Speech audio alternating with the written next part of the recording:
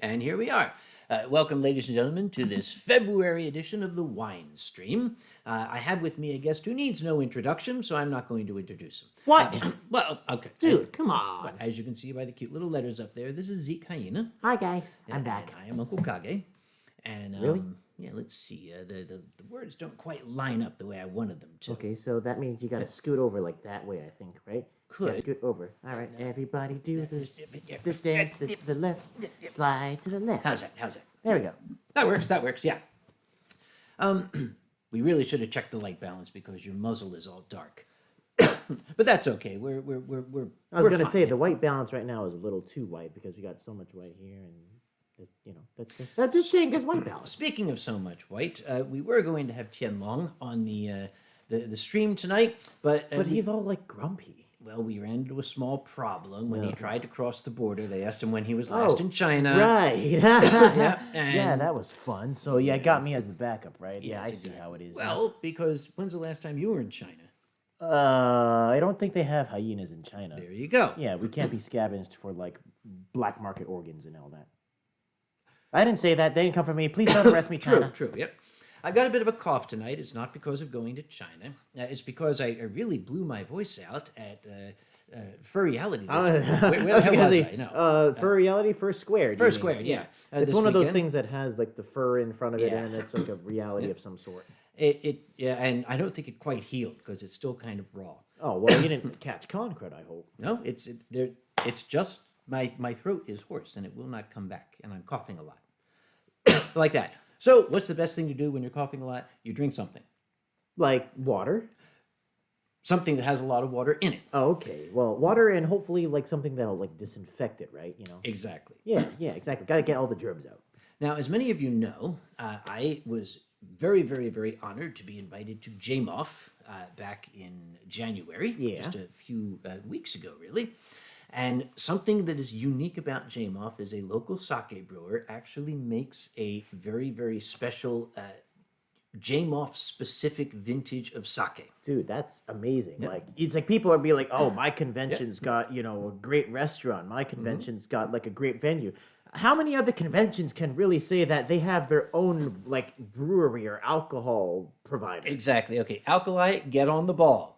We bring a lot of beer here. These guys have the stuff made for them. Yeah, exactly. Yep. You guys, I mean, in First Squared, there's like Milwaukee breweries and all that kind of stuff. But, like microbrews are a huge thing in Milwaukee, so I'm pretty sure they could get something. And it suddenly occurred to me, I didn't notice this, they've got the NFPA diamond down there with the hazards.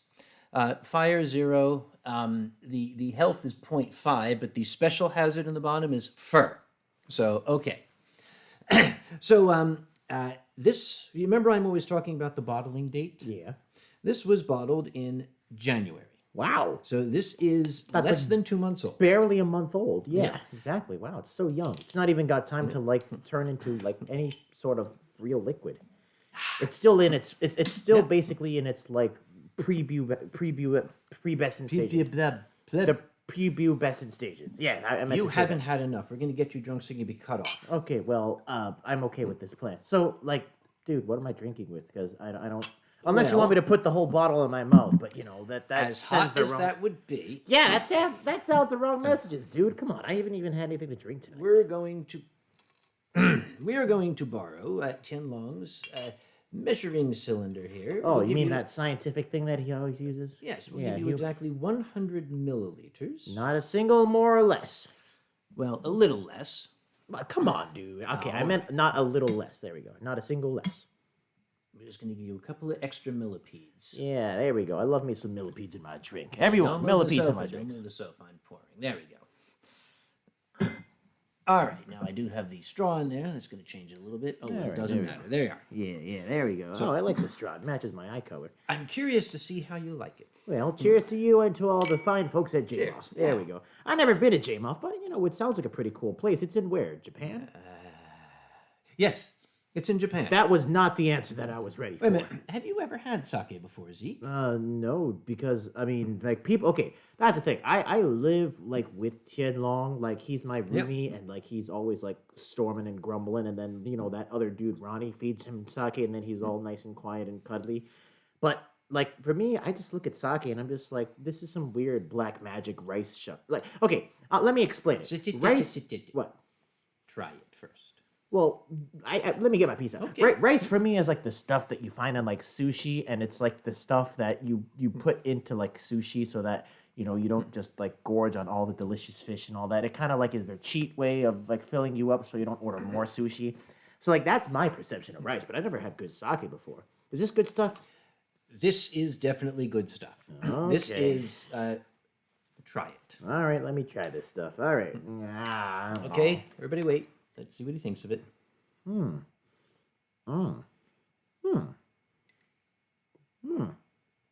Tastes like candy. Ah, dude, it's like someone took like the rice that you make sushi with and like, put it in like a, I don't know, put it in like rubbing alcohol, and like the rubbing alcohol somehow soaked through that rice, and then you drink it and it's like not killing you. It's like, I don't know, it makes me feel refreshed. You know what I mean? It's like you drink it and it's like suddenly I feel like I've got like less like, I don't know, less riciness in me. I didn't know that would be possible. Well, I'm a hyena. I don't know what I'm talking about. Of course not. Yeah. It's just how it makes me feel. So what's all this stuff happening over here, by the way? What's these people doing? I see a bunch of People are words. just talking. And There's stuff. a People talking? Chinlong who is related to Tianlong saying, you don't want meat. You know what, meat? Well, I mean, he's not wrong. I mean, I haven't had my dinner yet, and you're made of meat, Yep. right?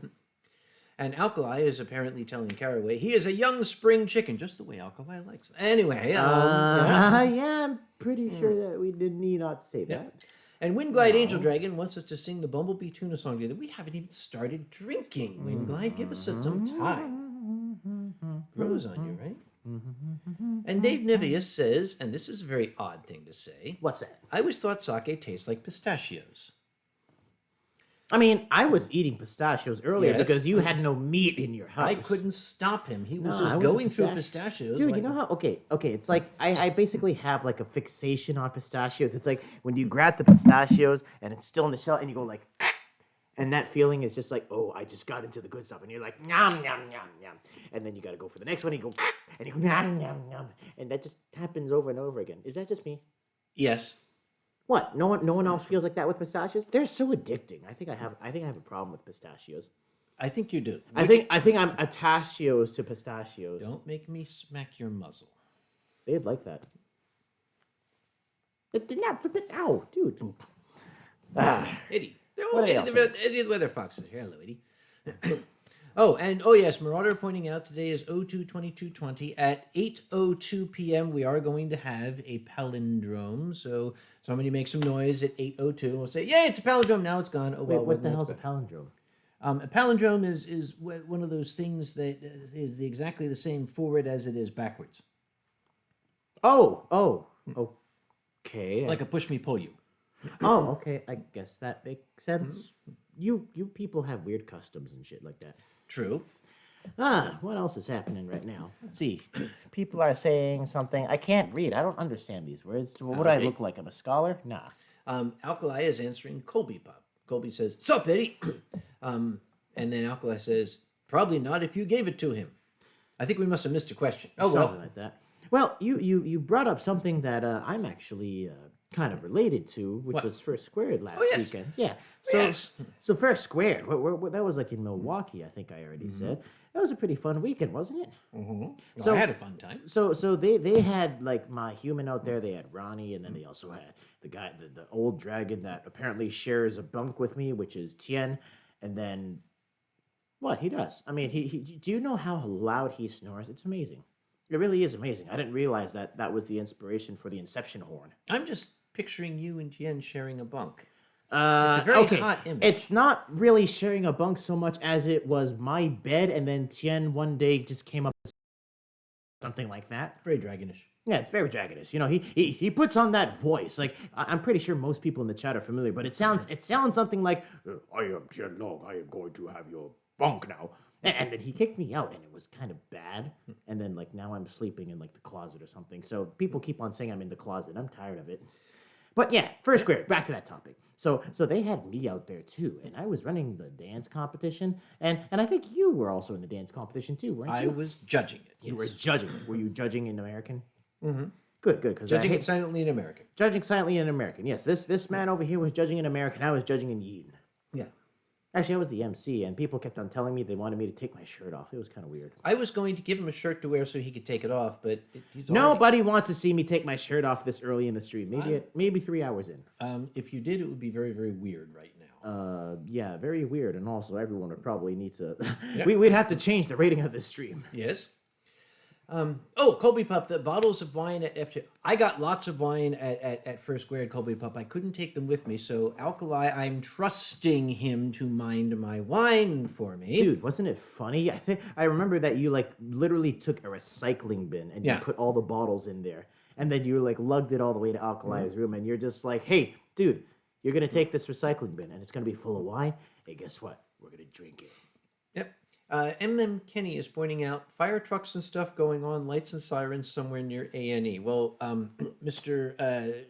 Bernie Sanders is out there doing some kind of rally. That's probably what that's all about. Well, there's a whole bunch of stuff happening at A&E. I mean, I saw that there was like a Bernie Sanders rally. There was like some sort of like dancing competition or something going on. There was apparently people taking, handheld vibrators and doing a horse race with them. Like, there's a whole bunch of stuff happening.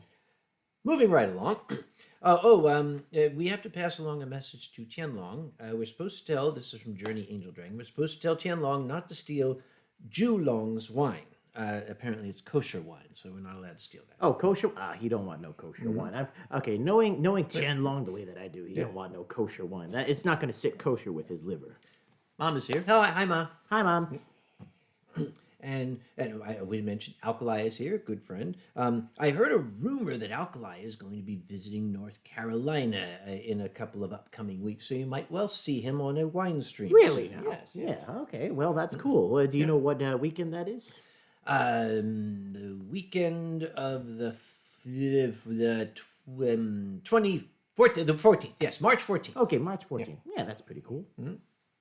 Silver. Battle axes allowed at AC. Preferred not. Okay, you can't bring battle axes to Anthrocon because that's in the Code of Conduct. They specifically have a line there in paragraph 8, section 3A PC, and it says, no battle axes allowed. However, you are allowed to bring broad axes because broad axes are not stated clearly in the Code of Conduct. Ahem. It doesn't say that. You're making that up. But a broad axe is not a battle axe. You are making that up. If it can easily be mistaken for a weapon at 50 feet, we prefer not to have it. But I thought it was all about the specifics. I mean, after all, can't I bring like an RPG to the convention? Someone tried that. No, don't do that. Oh, okay, fine. Oh, and Q is not able to make it tonight, so this is for Q. I'll drink yours. Oh, well, okay. You can drink yours and I'll drink mine then. Okay. Oh, speaking of that. One second. It grows on you, no? Dude, take it a little slower. Oh, my God. Is that how they teach you to drink on the savannah? Hey, you know how many droughts we have every year? We take water where we can get it. That's not water. It sure tastes like it. Hit me up, buddy. All right. Oh, Q's not able to make it this year, but I did hear from Ronnie, who talks to Q sometimes, that Q's going to be at Motor City this year. Oh, really? Yeah, Q's coming back to Motor City. Do you remember what happened last year when Q came to Motor City? I actually don't remember a lot about Motor City. Well, that's probably because Motor City is a convention where we do things and we kind of forget about them. It's like what happens in Detroit stays on CBS WNBC. Yeah. Yeah. Anyhow, Q last year. This was such a funny story because I was there, and what happened was Q brought this like Danish, Dutch, Swedish, Norwegian liqueur called Blah, And apparently a whole bunch of furs at Motor City FurCon last year had this blah. Thankfully, Blah, yes. Yeah, I wasn't one of them, Yeah. but this was told offhand to me. And Ronnie, unfortunately, happened to be suckered into this so-called blah. And okay, here's a rule of thumb for any of you out there. There are certain drinks where you just listen to the name and you already know that this ain't something that you should be putting in you. The drinks such as blah, drinks such as Malort, Everclear, right? Jungle Juice, like these drinks, you just sort of like you listen to the sound that they make, and you know that's the sound that you're going to be making into the toilet later. Yes. Especially blah. Blah and Mort. Yeah, And more Jungle Juice. jungle. Okay, you have No. to say Yeah. jungle juice, beat your chest, and then you retch into the toilet bowl. A little bit later on, we'll talk about an interesting story involving Jungle Juice, but we'll wait for that. Yeah. There is a question came across here. Wolf Cat Wildcat, will we be seeing you at Fernal Equinox this year? Am I going to Fernal Equinox? I mean, didn't Ronnie buy the ticket for you? I am going. However, I kind of borked a little bit and I forgot to send in the programming request thing, so they didn't think that I wanted to do anything. So I'm not programmed to do anything except sit at the bar and tell stories there. Oh, wow. I guess you'll just have to, do the story hour the way it all originated then. Yes, yep. I mean, hey, that's the thing is, you could be on the stage and you could be all like, yes, look at me, I'm telling stories. Yeah. Or you could be at the bar with friends, with alcohol, with people buying the alcohol for you. Like, dude, that's a much better deal. Yep. Anyhow. Red Riesling, I hope the Riesling and sake I gave you and Ronnie was all right. We probably drank it. If we didn't, Alkali is going to give it to me at Motor City. Yeah, probably. Yeah. I don't know if I'm going to Anthrocon Northwest or not. I have not received an invitation, although I am very hopeful that I will get one. Yep. Oh, this water tastes amazing. Dude, this is some refreshing, like, Dasani, like, iced water. I love And it. remember the Savannah rule at the watering hole. There's no predation at other people at the watering hole, right? Okay, well, that's chewing. at the watering hole. But is water. once we've collected the water out of the watering hole and we bring it back to our den, all bets are off. Because you look like you're made out of meat. Mostly. Actually, I'm mostly fat. You're right. No, you're not supposed to. Oh, Anyway. Sorry. Anyway. sorry, Xander. Anyway. Undertaker's asking, tell us about the time you sleep in a casket. I have slept in in a casket, as a matter of fact. I have. Dude, I thought that's what they did after every Anthrocon. Don't they, like, bring out the casket and you just step back inside the casket and you, like, sleep inside there until the next Anthrocon? That's what people think. But I have indeed taken a nap in an actual casket. They are remarkably comfortable. It's not a dirt nap, was it? No. Okay, good. No, we go to great lengths to make a dead body comfortable when it can't really appreciate it. I mean, maybe one day it'll... This is some, like, Z Nation kind of stuff right here, but maybe one day it'll, like, wake up in the middle of the casket and it'll just be like, oh, I'm in a luxurious, $500 hotel room that I don't have to pay for because all of my, descendants paid for it for me. Alkali just said, at Motor, what now? I'm drinking your stuff right now. Show him the teeth, please. Alkali, see these? These are going to sink into your jugular vein if you even think. He has a drop down for that. He does. On Fur Affinity, if it's up. Probably Weasel in that case. Oh, no. Alkali would upload his stuff not to Weasel. He'll upload it to Ferret. Yep. And Carolyn the Wolf, Yit, says, does traveling to all these furry conventions get very expensive? Yes, it does, which is why I almost exclusively go to conventions that invite me as a guest. Because they don't pay scientists like they used to. So basically, you're like a super cheapskate Asian. No, I'm more like an entertainment whore. Okay, yeah, that works. That's it, yep. Yeah. So speaking of conventions that you're invited to, so like you basically got a couple out of the way so far. You got J-Moth, right? You got Bucket First List, yep. Squared, yeah. First Squared, yeah. Like, and then you've got Fernal Equinox. You're also invited Yeah. to. You got Motor City. You're Motor invited City. to. What else you got coming up this year? I want to point out, I was kind of feeling punk because I thought I was not invited to Motor City. What I happened? had not gotten an invitation to Motor City, and I was like, Motor City don't want me to go this year. And then I decided to look back through my emails. I did get an invitation to Motor City, but they sent it right after Anthrocon. So I don't. It Okay, yeah, scrolled right yeah, by. yeah, everything just went basically like your haircut. Just all the hair and all the memories went. Yep. Oh, Zeke got to be here when I got. My hair is cut right in this. Oh, very dude, living that was Yeah. funny as heck. Watching you get that haircut and then watching mom get that haircut. Oh, that was amazing. I'm not saying she was insufferable, but she gave that poor old man fits. No, I want this shorter. No, longer. No, shorter. No, I want this over here. And then we spent like 10 minutes with a cell phone camera and a flashlight trying to figure out whether one side looked uneven or not. You see, my barber actually makes house calls. He comes here to cut my hair and mom's hair at the same time. Mr. Cable. Well, he came this morning, and because I don't have a mirror in this living room, what we do is we actually take the drawing cam and we take the broadcasting setup here, and I take the camera and I hold it up so mom can look at the big computer monitor here and see what's going on. And basically, mom then just goes like, "Oh, I don't want to cut anything from the front or the top or the sides. Yeah. I just want to cut things from the back." And then okay, maybe it's just me because, I'm a Yeen and I always have perfect hair. But after I watched, this barber dude cut the hair from the back and, mom turned around, it made no difference. It looked the exact same. It cost me $30 to look exactly the same. Pretty much. Yep. Silver, yes, Silver has met Mr. Cable. And Rick Hale says, do you happen to plan on making an appearance at BLFC? Are you talking to me or are you talking to Zeke? Or Zeke. I unfortunately had to cancel BLFC. Oh dear. Why? Yeah, well, maybe you should talk to the airlines for charging upwards of $1,000. There is that. Yeah, and okay, Yep. here's the problem, is that BLFC, okay, I've heard great things about it. It's, a big West Coast convention. It's like, the big party con over there in the West Coast. The problem is they put it in the middle of freaking nowhere. It's in Reno, Nevada. Okay, Reno, Nevada, as far as I've looked up, is basically a singular town with like a singular gas station, a singular Target, a singular, grocery store, and then you've got this giant sprawling like resort, Grand Sierra Resort kind of thing. Okay, maybe I might be exaggerating it, but still, you get the point. It's just like it's this town in the middle of nowhere, and then they have this big sprawling resort, and that's where the convention is. But the problem being is that it's not easy to get to that venue. Like, I could either pay upwards of $1,000 and fly into Reno directly, and that would be like arriving at midnight.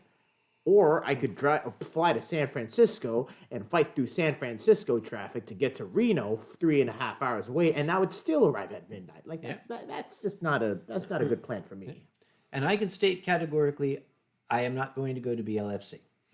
And apparently I butchered the Irish wolf's name. What? His name is pronounced Kale in the Wolf.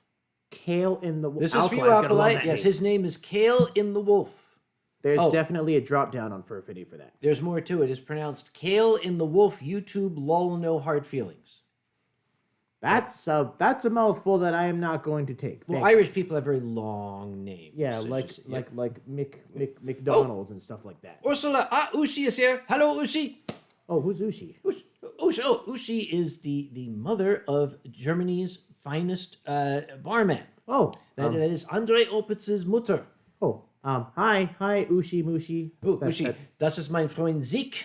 Zeke, das Hyena. Are you speaking in a foreign language? I'm speaking African. Oh, okay, yeah, African. Yes, yeah, I should have known I'll that. test the rains down in Africa. I bless the rains down in Africa. There goes our copyright strike. Thank you, ladies and gentlemen. Yeah, my bad. No. Oh, Bungee Skunk. I'll have to show you how to get to FE from Toronto Airport. Oh, I just call a sucker and he comes and picks me up. Yeah, which one? A random Asian. They all look alike to me. I'm not sure which one he is. He probably drives a BMW too. They usually do. Yep. So, Ushi, hello. Very good to see you. Speaking of, Fernal Equinox and like you not having any programming to do there, I mean, Fernal Equinox is in like Canada and all that, right? Mostly. Wasn't there a year where you like got your like Canadian on or something like that? When you wanted to feel more like the people up there. I've heard the story, but I didn't really hear all of it. What happened at that time? While I tell the story, I'm going to look for a photo. Okay. Yeah, I'm going to look for a photo. Oh, what photo was that? The first year I went to Fernal Equinox. Hello. Stop at that photo. I want to see that No, one. you don't. No, you don't Oh. get to see that one. That hasn't been uploaded to Fur Affinity yet. Okay. Well, I'll guess I'll just refresh my Fur Affinity page. I'm going scroll. There it is. Some of you have seen this photo. I'm going to show it to you. I went to Fernal Equinox, and I was the guest of Ronnie. He wanted me to go up there. So you're the guest of Ronner. Yeah. You see what I did there? I saw what you did. Moving right along, I went up, and it's awkward if I go to a convention where I'm not a guest and I'm not performing, because everybody runs up and says, "When is your story hour?" And I don't have one. So I decided I was going to go in disguise. I was not going to be Uncle Kage. I was going to blend in with the locals. So I sent an email to Ronnie saying, okay, I need to blend in with the local population. What do I need to do? So he gave me a shopping list. And this is what I wound up looking like when I went to Fernal Equinox my first time. And it was perfect because nobody recognized me. I was like a ghost wandering around, people who had known me for years.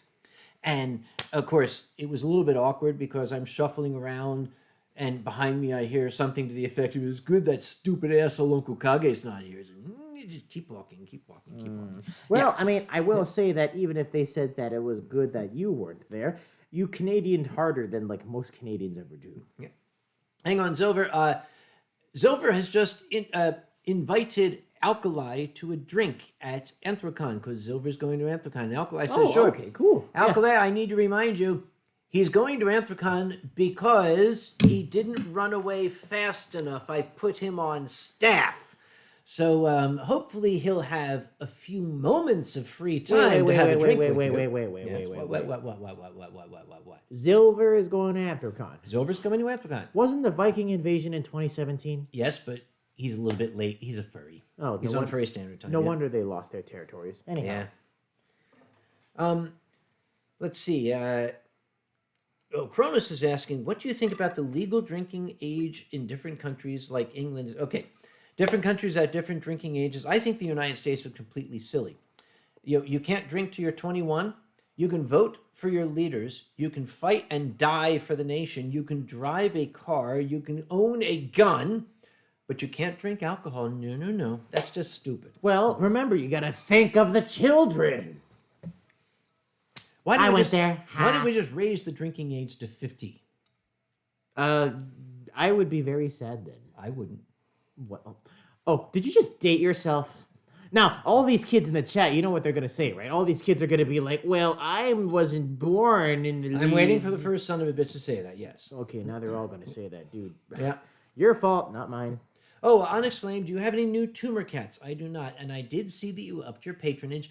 You are going to get a drawing from me. Oh, cool. Yeah. Well, I mean, what's this whole patron thing? I keep on hearing about it. The patron thing is that there are some very, very generous people who support this wine stream and let me do things like buy the amazing quantities of sake that I brought back from Japan. This is not the only bottle that I brought back. Oh, because, dude, I'm getting dehydrated. Okay, that was a hint, wasn't it? Yeah, You're was. getting dehydrated. Allow me to top off my African friend here. Yeah. Did you just assume my hyena-ness? Are you not from Africa? No, I'm from Toronto, Canada. But you are a savanna predator. Yeah, the savanna of Toronto, Canada, because it's all bare and dry of good alcohol. Now look, I've seen The Lion King. I know that hyenas not only talk like New York gangbangers, but they come from Africa. Okay, if you're talking about The Lion King and you're saying that you got your Hyena Day references off of there, which one of the three hyena am I? Don't you dare say Ed. Don't you say Ed. You're a little too coherent to be Ed. Yeah, no. I put you more as the bonsai. What did you just put on my head? That was my claw. That was like circling your head, and it's all like... Actually felt rather good. Well, I mean, it's like I got pretty sharp claws. They're for ripping flesh off of bone. Yeah, exactly. But rip my flesh off my bone. Okay. All right. What was the question again? Oh, I'm sorry. Yes, I was talking about Hyena Day. Yeah, Hyena Day. Yeah. Hyena's Day. Yeah. It's a day for hyena. Yes. So I see you more as you're a bonsai. You're definitely bonsai. Yeah, I'm a bonsai, not a Shenzi or whatever its name is. Yeah. And not really Ed. No. Okay, if I was Ed, I would have like googly eyes on me right now, going like, "Bleh." Another bottle of sake? Nah, we're Another not turning. bottle of sake? Ed? We're not turning me into Ed. That's not happening tonight. Ed? So, what else is going on in there? Oh, excuse me. What? Rest Cure What? has just mentioned that's part of being Canadian, isn't it? Can you slap that? Well switch off for done. me? Very, very well done, Rest Cure. Slap. That's all I'm gonna give you. Dad jokes are for Tien because Yes. he's a dad. Well, he's more like granddad. Okay.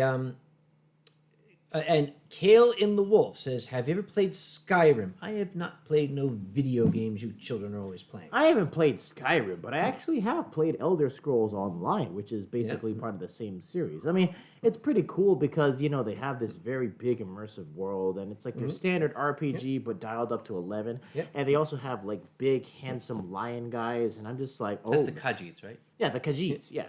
Yes, Khajiit has wares if you have coin. Yeah, that kind of stuff. Khajiit is innocent of this crime. Yes, exactly. Yes, Khajiit is innocent of this crime. Khajiit did nothing wrong. Zeke, this is a question from Aldea Carufus. Oh, hi, Aldi. Are you going back to Conference in August? Good question, actually, because I haven't really, to be honest, I really haven't put that on my radar yet. And, I mean, it is on the civic day, like, holiday, which means I get to, like, be lazy for an extra day, which, you know, hyenas are already lazy, so. But, you know, I mean, not that I'm agreeing. yeah, anyhow. So, yeah, I mean, I haven't really put it on my radar yet, but I wouldn't mind going back. We'll see what they've got to offer. There was another thing came by here. Where did it go? Oh, it's not a question here. It's a question I had. What's that? You are probably in a position because I think I saw you in one of the videos. What? There is something that happens in Toronto periodically that involves furries and a streetcar. Oh! What is that all about? I think that was called, like, a fluffle curve, a flurfy Kerfuffle. Oh, kerfuffle! Yeah, Kerfuffle. that's what it was. Kerfuffle, Yeah. kerfuffle, kerfuffle. Yeah, kerfuffle, kerfluffle. Yeah, that's exactly what it is. Yeah, kerfluffle. Yeah. What about that? Ooh, what is it? Oh, Tell the people. They're curious. well, I've been there a couple times myself. Basically, kerfluffle is a monthly. I mean, they try to do it monthly. Sometimes it's not, but mostly it's a monthly fur meet that is hosted by an individual called Avwolf, A.V. Wolf, basically.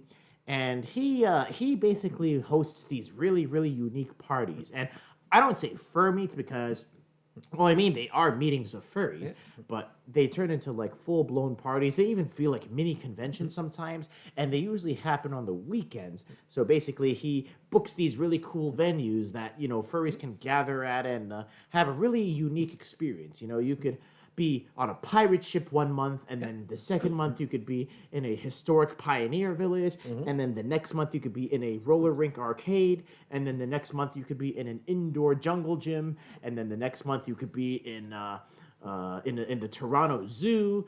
There's all sorts of really, really cool stuff, and this is basically what people, you know, treat as conventions, because you know, conventions is kind of this convention. Like, let's be honest, right? There's cons like every single week of the year. They all kind of blur together at some point, and people are always looking for what's new, what's unique, what's interesting. And that's what Kerfluffle tries to provide, because, you know, they always switch up their venues. They're always trying to do something new. I find that pretty cool, you know, that people are actually willing to come out for an entire weekend, you know, for a convention's length, and just do something unique for one night. So that's what Kerfluffle basically is.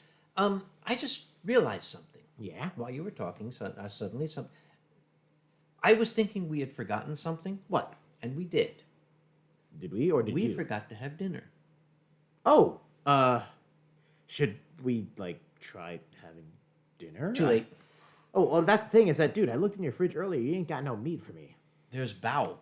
There's bao? Okay, those white round things have Bao. meat inside them. Yeah, they do the white round. They look thing. like eggs. Oh yeah, Those big ostrich those eggs. white round things. Yes, Yeah, they've got meat inside them. Yeah, well, I mean, if it takes me effort to get to the meat, then it's less appealing. Excuse me, you're the one that like crunches through bones to suck out the marrow, aren't you? Okay, but that's because the bone has marrow. If I bite through the bun, then it's only got like.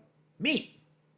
Actually, you're right. Dang. Meat with a very, very nice Szechuan sauce, I'm told. Oh, really? Well, that's what they told me. Okay. Well, here's the thing: is that like human food, or is that like hyena food too? It is human food. And I'm kind of reluctant because hyena is like hyena food. I know. You don't want to eat the food that food eats, right? Exactly. You are what you eat, and I don't feel like being what was it you said? A bow? Bow. Yeah, I don't feel like being Yeah. a bow. I feel like being a hyena, and you are what you eat. Well, hyenas are scavengers primarily, so What are you saying? nothing. Well, before you get to that, Yeah. speaking of which, Yeah. Talking about kerfuffle and stuff, Yes. I should probably get you up for kerfuffle, shouldn't I? It would be nice. Well, I mean, it's not exactly like it's a private, exclusive VIP event. We could get you up for kerfuffle if you'd like. I just don't want you spending any more money on me than you need to. I don't spend money on you. Ronnie does. Good. Okay, spend his money. Yeah, He's I'll spend- Asian. They got all the money. In the Dude, world. I've got his credit card info. It's okay. Really. Well, Yeah. not on camera, of course. Now, a question went up previously. The question was, which do you prefer, Zeke Hyena or Nos Hyena? I think that's for you. I've never done this to Nos Hyena. I'm just going to feels say kind of that. good, Yeah. actually. Oh, well, was that on camera? That felt kind of good, actually. We can do more. Yeens love their tummies rubbed. Let's get the leg kick. Let's get the leg kick. Yeah. There it goes. There it goes. And then we stop. Okay, that's going to be a GIF now, you know that, Yes, right? of course. that's Yeah, gonna I'm be- sorry. They already captured. Clip that, chat. Yep. Let's see. And MM Kenny says, "Go to Kerfuffle." Okay, I will. Okay, Yep. yeah, we'll make sure it happens.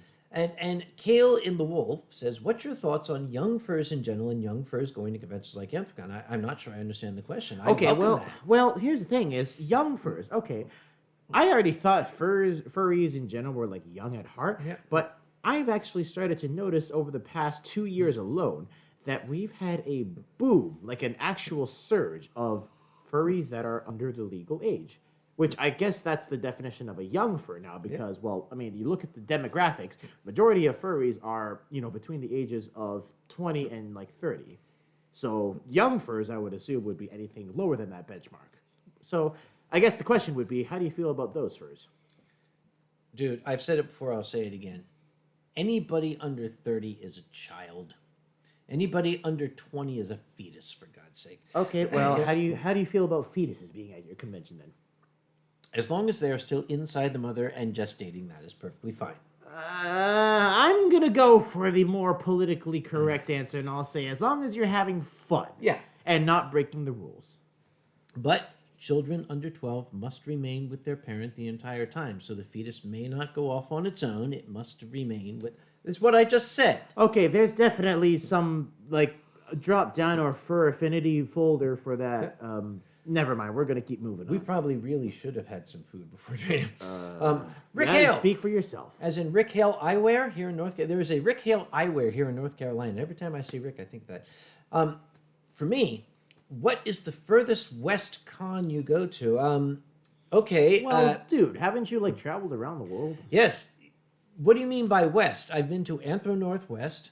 I've been to Jamoff. I have been to Convergence. Convergence. I have been to Eurofurence. I'm continuing to go west. Eventually, I'm going to come back here. Dude, eventually you're gonna find like the edge of the earth and fall off of it. Yep. It's called Edge of the Earth Con. EdgeCon. Yes. I mean, the furthest that I've gone west is California, actually, in terms of conventions. Beyond that, not much. Gummibjorn. Gummibjorn is saying, feeling old and tired. Think I will bid you all a good night.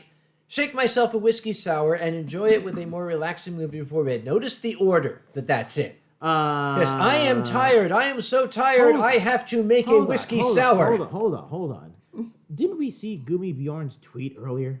That was something like, I have bought like 85,000 euros worth of booze. Dude, he bought basically Eurofurrence's worth of booze. Yep. Anyway, in the U.S., it would have to be Anthro Northwest because that is you don't get okay. It's on the Pacific Ocean. How's that? No, I mean, I'd like to visit that PNW area. I think that's what they call it, the PNW. Yeah, I mean, PNW. Pacific Northwest. Yeah, PNW area. I'm sorry. Okay, you're talking to a Philadelphian. Oh, when you right. say PNW, we think it is a trolley line. Oh, well, Sorry. okay, Pacific Northwest. That's the Yeah. region that is, Yep. that Anthrocon Northwest is in. I'd like to visit that. I've heard it's very scenic.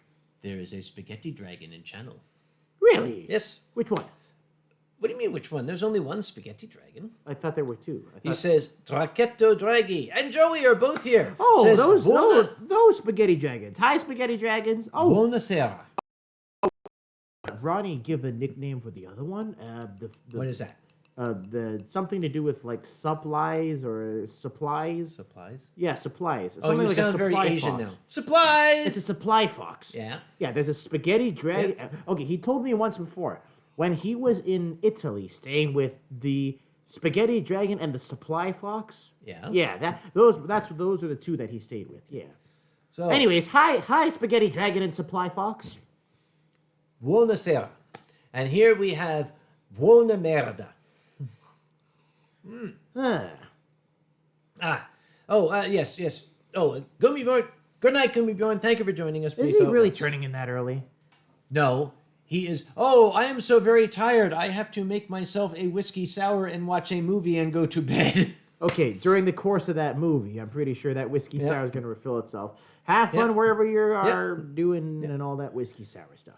And there's the Irish Wolf again. Does Anthrocon keep track of where attendees come from? The countries? Yes, we do. We have 22 countries represented as of last year. From all 7 continents. Mm-hmm. 6. There was nobody from Antarctica. We can fix that pretty easily. Mm-hmm. Yep. She had a question. I think it went by. But Silver answered. Next year, maybe. Finances are, yeah. Yeah, finances are a thing, aren't they? Alex the Lion is asking what about Australian sake? I had Australian sake when I was down there. That's like having Chinese food made in America. No, it's more like having Chinese food made in Mexico, I'm guessing. Yeah, Panda Express is what he means. Yeah, Panda Express. Yeah, okay, how do I say it? No. Do you know, okay, you know how they always say that everything in Australia is trying to kill you? Yeah. The sake is too. Yep. Getting off I've never been to Australia, but I've talked to quite a few friends that are in Australia, that live in Australia, that have visited Australia. And yeah, I mean, at any point you could get attacked by a drop bear. Yes. Yeah, drop bears just literally drop on you. They are. It's something you have to watch out for. They actually nest in trees. They And are airports.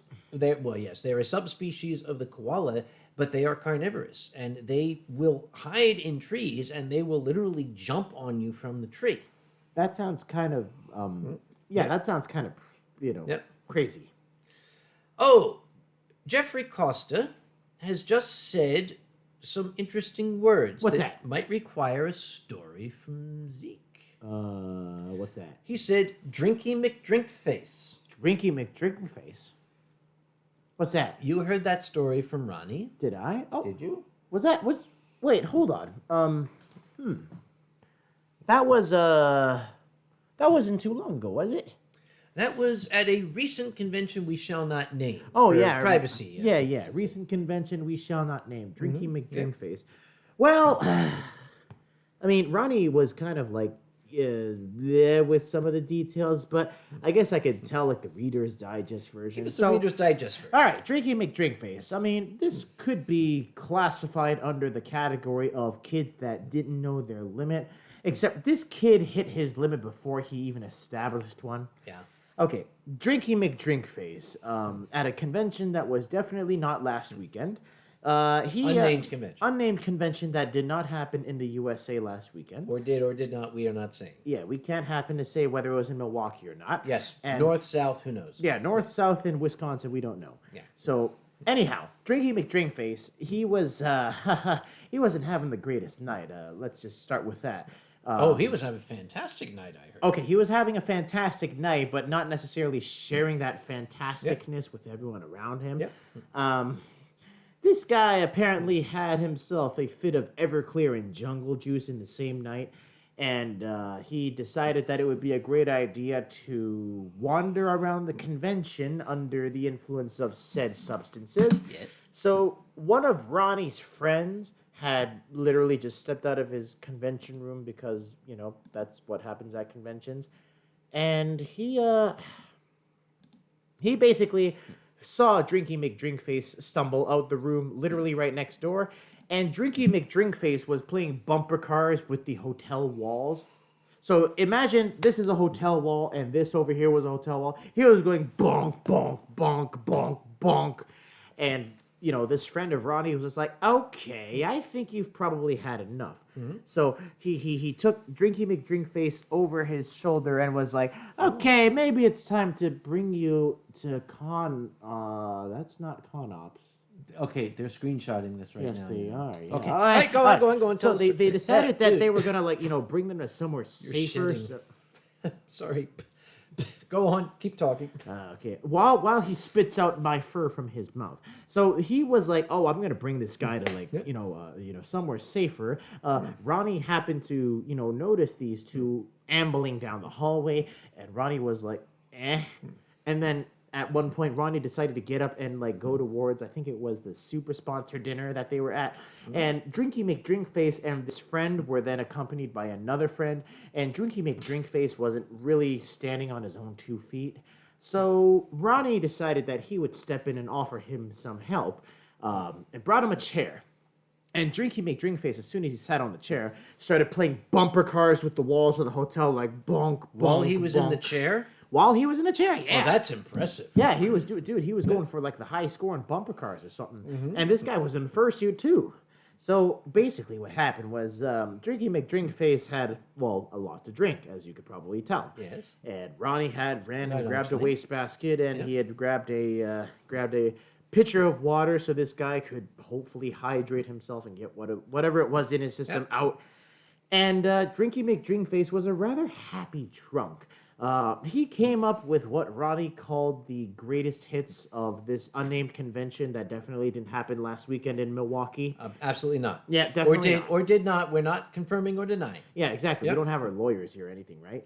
So, not yet. So yeah, he's not here yet. Yeah. So basically, the guys the guys that were helping to keep the convention safe, they came around. And they saw Drinky McDrinkface, and they're just like, "Hey, Drinky McDrinkface, you're doing all right." And then Drinky McDrinkface, he was being all happy and stuff like that. And then he noticed that these guys were wearing these army-style hats, and Drinky McDrinkface then suddenly went, "Oh, are you guys in the army?" And surprisingly enough, or not surprisingly, one of the guys did happen to be a former Army service member. In fact, this guy happened to be a lieutenant in the Army, formerly. We're not going to say who it was. Not going to say who it was. Yes, we're not going to say whether it was Renegade or not. Yeah, definitely not. And this guy was like, yes, I am a former this dude, and I am super cool and awesome and badass and all that. And Drinky McDrinkface suddenly became, apologetic military recruit trainee dude and started saying, "Sorry for drinking on duty, sir. I am very ashamed, sir. Yes, sir. I am Drinky McDrinkface, sir." And pause. Alkali, have you heard this story?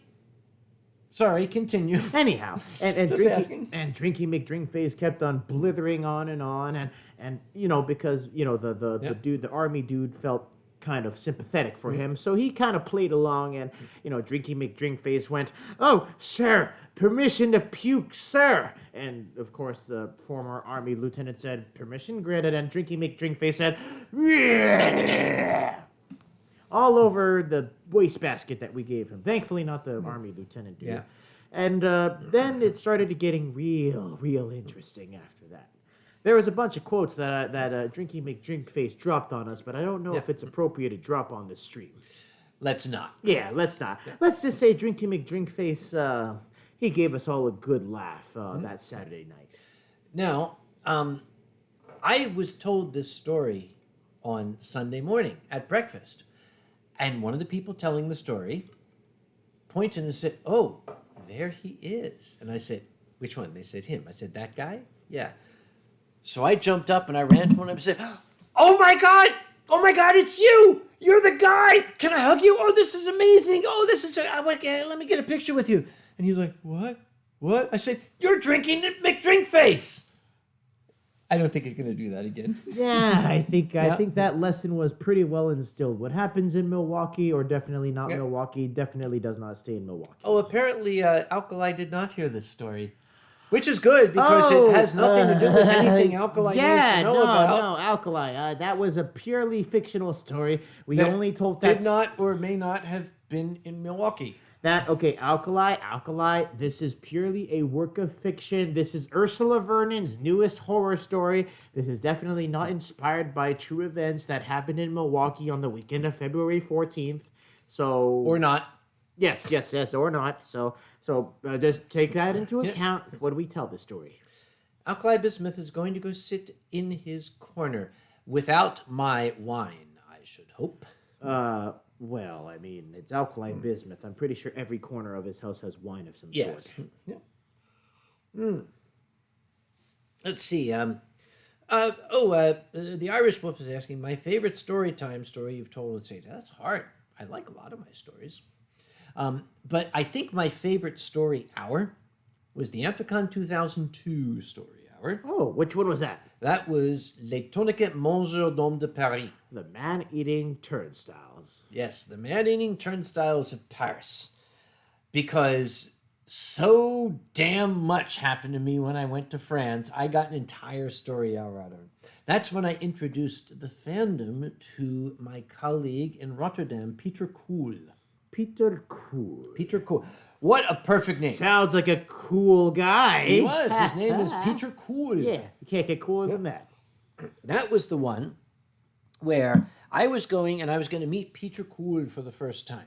And I was like, oh, I'm all excited. It was going to be my first time in France, my first time in Europe. And I traveled there. I was working for the agrochemical company at the time. And we all flew over, my group as a group. And we got there. My boss, you remember I told you about my boss, Dick? Oh, yeah, that guy. Yes, the Dick. The real big Dick. Very few people can live up to their name. Anyway, Dick, he was actually not a bad guy. I make fun of him, but he was not a bad guy. Dick said Dick was from Boston. You could tell that Dick was from Boston the very second he said anything, right? So Dick said, all right, I speak French. Everybody let me do the talking, all right? So this big, van taxi with like 12 seats pulled up, and we all piled in. And the only seat left was in the passenger seat next to the driver. So and Dick leaned forward and said, "Nous voudrons aller à la Hotel Mercure." And the driver said,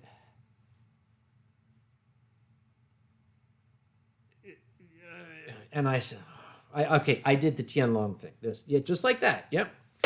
So I leaned over to the driver. I said, pardonnez-moi, le patron, il est un peu ivrogne. Il pense qu'il peut parler français, mais alors, nous voudrons aller à l'Hôtel Mercure, which translates to, you'll have to forgive my boss. He's a little drunk. He thinks he can speak French, but we want to go to the Mercure Hotel. And he said, oh, oui, merci. And the boss was like, Sam, I didn't know you spoke French. And I said, neither did I until now, apparently. So that was just the start of it. And I found out that even though I had learned French in high school and college, and this was now more than 20 years later, when you are drunk off your ass and lost in a Paris rail station after midnight, your high school French comes back to you. Yeah, pretty much. Speaking of Boston, though. Boston. Yeah, You have to say it right. Boston. Boston. Speaking of Boston, aren't they having like a furry con right now? Yes, ANE. Yeah, ANE, Anther New England. And apparently that furry con had like a Bernie Sanders rally or something like that. So apparently all these furries were like going out on the street and they were just like shouting for like, all like the revival of America and all that kind of stuff. That's actually kind of cool to hear. You know, like furries just getting involved with the community and stuff like that. Diane Maddox says, I can't tell the difference between a Boston and Philadelphia accent. That's okay, Diane, that's ridiculous. No, a Boston accent is a Boston accent. A Philly accent is a Philly accent. You got to say accent. You got to have that in there. It's very, very different. Can you hear that? There's Boston. No. Okay, if you're from Boston, you're from Boston. If you're from Philly, it's Boston. Boston, as opposed to... Never mind.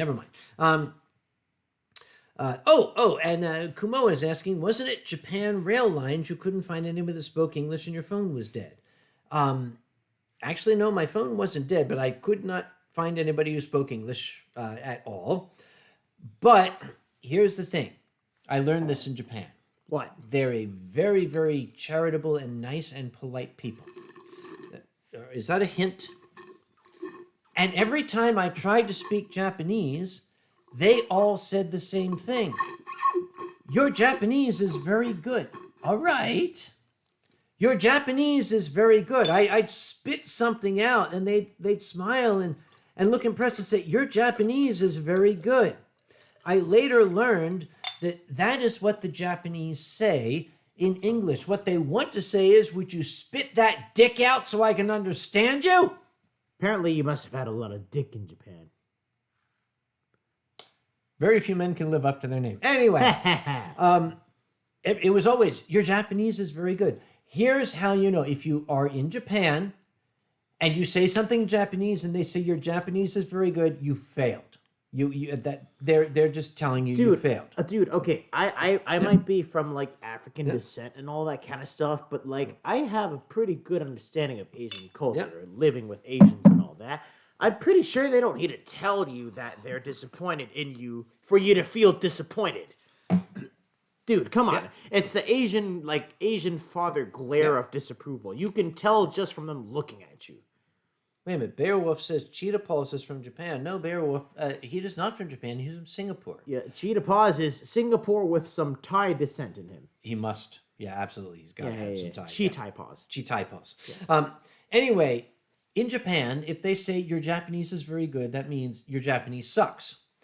You know you've made it if you speak Japanese and they say, how long have you been in Japan? That's when you know that you are, oh yes, they understood me.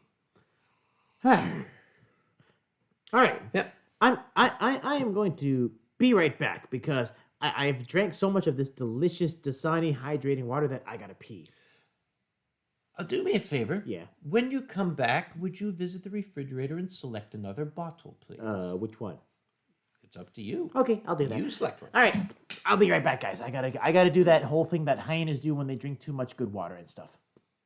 There's definitely a drop down on Fur Affinity. Oh, absolutely. If it was up right now, you could look it up. Don't use your imaginations. Yeah. I'll be right back. Yeah. So now that he's gone, we can talk about him. Can you hear his claws click? He can hear me. Oh, let's see. Catching up on stuff here. Let's see. Alkali Bismuth is making risotto. Alkali, if you're making risotto, you need to go to YouTube when this show is done, of course. And you need to look up The Catering Show with a K. Katering. Go to YouTube, look for The Catering Show Risotto. Alex the Lion knows exactly what I'm talking about. That's the episode with the Thermomix. Let's see. Kronos is asking, did I ever say how I met Paul Gordon? A lot of people know the story of the old World War II veteran, the gunner on a B-17 that I met. I was at an air show in Reading, Pennsylvania, and it started to rain, and I took shelter under the wing of a bomber, and there was a little old man who also ducked under the same bomber wing, and he was wearing a maroon cap that had big letters on it, said XPOW, Stalag 17B, Krems, Austria. I was like, hello, would you tell me your story? And this old gentleman put his hands in his pocket and said, well, yeah, I was a ball turret gunner, you see. Now, when you're down on the ball turret, that's down under the belly of the plane. Nobody ever talks to you down there. You're usually the last one to hear anything. So I really didn't get any information, but I figured about the time that the plane was upside down and the tail fell off, it might be time to go. From that moment on, I was hooked.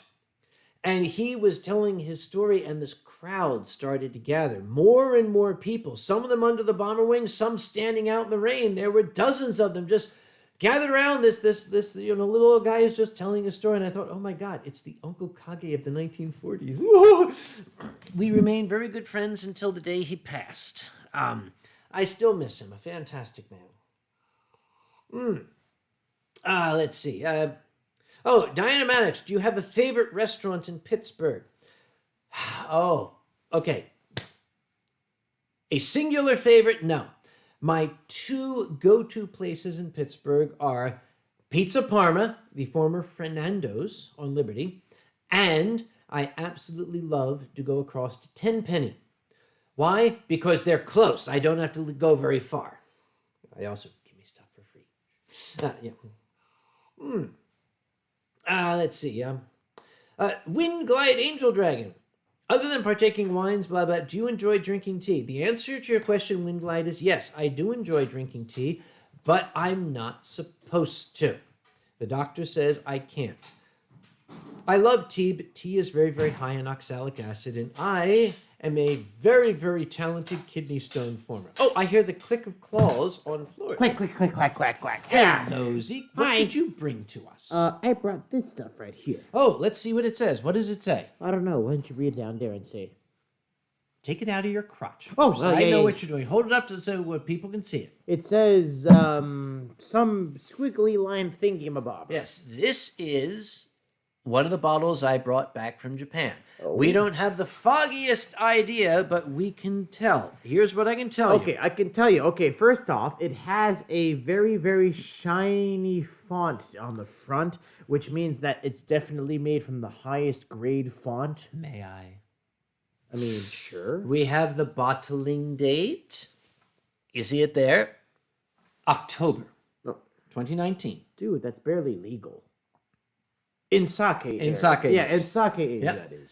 You see that 40%? That is the polishing ratio. That means this is a Dai Ginjo sake. So this is like the Sani, but better. Yes. Okay. This is alcohol 17%. That means, okay, this has got a kick. Okay, well, I Yep. kind of like that when that And at this happens. point, that's really all we need to know. All right, so in that case, do I need to finish this shit off? Excuse me, what Oh, did you... do I need to finish this delicious water off from the watering well of Japan? Yes, you do. Yeah, that went into my neck. Yeah, don't put it in your neck. But some people like Undertaker is Anyhow. saying, would you drink sake from a urn? No, I would not, Undertaker. Actually, it would depend if it was a clean one, yeah. Austin Schmuck. Oh, you go to that one every year. Yeah, the ball turret gunners had a very high fatality rate. I am very, very sorry, Austin, you did not get a chance to meet Paul. He was fantastic. Wait, what? Who are we talking about? No, you were. Now wait a minute. You're a hyena, right? Yeah, And you just used my Hyena. bathroom. yeah. You didn't like lift your leg on the wall or something, did you? Oh, look at what this person over here is saying. They're saying words I can't understand because I'm a hyena and never learned to read. Words. Okay, let's ask something you understand. Zeke, Alex the Lion would like to know, how do you get along with lions? They give me food that they don't want to eat, so I'm okay with them. Okay. Yeah.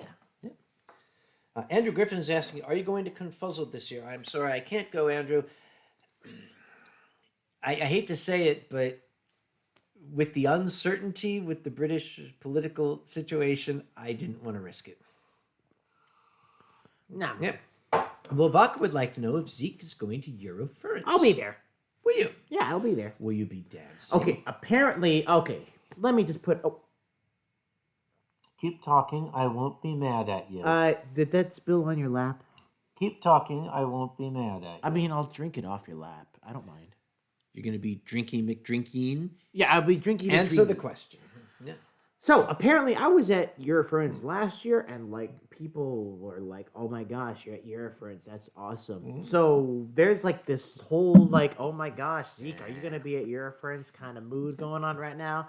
I mean, I'll tell you right now, Eurofurence itself is like a huge mood, and by that I mean it's like, Eurofurence. What do you think? Tell me what you think when I say to you Eurofurence. What are the first thoughts that come to your mind? Wine. Yeah. Wine. So basically, that's a huge mood right there. So when people say Eurofurence, I'm like, yeah. Wine. Yeah. Wine. That's exactly it. Okay, Yeah. we have to do that at the same time. Ready? Reference? Wine. Wine. Wine. Yeah. There we go. Yeah. So yeah, I'll be at Eurofurence this year, and Tianlong I think is going to be there, and Ronnie's definitely going to be there. So we'll see what happens this year. Onyx Flame, we're not going to answer that question. I think you've had enough, dear. It might be time you went to bed. Is that water still in your lap or something like that? I can help you. What? Oh. Moving right along to the next question. I don't know what that said, but from that expression, I could tell what it did say. Yeah. Jaxus the Lothal Wolf. When we went through Paul's book. I forgot about that. Which one? At Paul Gordon's funeral. Oh, that's a topic. When Paul Gordon died, I went to his funeral and I went with Gideon. Gideon, you all know Gideon? Yeah, the guy that draws huge horse cocks. Yes, that's Gideon. They had a bunch of memorabilia, including a scrapbook that Paul kept. And I looked through the scrapbook, and there was, clippings of pictures of him when he was a POW and stuff. And I'm flipping through, and I stopped. I said, Gideon, didn't you draw this? And we started going through, and there was a whole section of Paul's sketchbook with Gideon art in it. I guess we know what kind of past times our POWs had. Apparently, when Paul became friends with Gideon, he did his research. Look. I'll just put it this way, okay? There wasn't any smartphones. There was no Fur Affinity. Yeah, screw that, whatever that. There weren't no smartphones. There weren't no Fur Affinity. There weren't no Twitter. There was none of that back in those days. Those days, they had to make do with what was inside here. And clearly, we learned what was inside Mr. Gordon's head. Noggin. Brain. Yeah, noggin brain. Exactly. Noggin brain. Okay. I visited Normandy, namely the beaches of Normandy, because it's something every American ought to do, and every Canadian should do, too. I'm African. African. Actually, truth be told, I was apparently born with an Irish descent. So I should be all like, Irish and fighting for something, but I don't know what I'm fighting for. Yes. Yeah. I visited Normandy, and all of the old German gun emplacements are still there. They preserved them. Some of them were blown all to hell. But I was there, and apparently before the invasion in 1944, this was considered like cushy job. Because, okay, your job is to sit here on the beach and watch the water. That's what these guys did. That's what they got paid to do. They got paid to do. Whereas their buddies were getting blown apart in Africa and fighting the Russians, these guys are sitting on a beach in France. Well, it got a little boring at times, so they started carving, like graffiti, if you will, into the concrete of their bunkers. There was one gun emplacement where apparently with the tip of a bayonet, some soldier in World War II, bored, whatever, maybe daydreaming, had carved a horse with this massive schlong under it. I was like, it was a furry! I had to take that picture and send it to Gideon and say, dude, you had a fan before you were born. I don't know whether to be amused or concerned. I'm just saying right now. I mean, okay, I'm all for furries being furries and, whatever gets your jollies wrinkled and all that. You do you and whatnot. But Okay, you know what? I guess it goes back to what I was saying earlier. Back in those days, they didn't have Fur Affinity. They didn't have Twitter. They didn't have Facebook. They didn't have none of those things. All they had was what was inside here.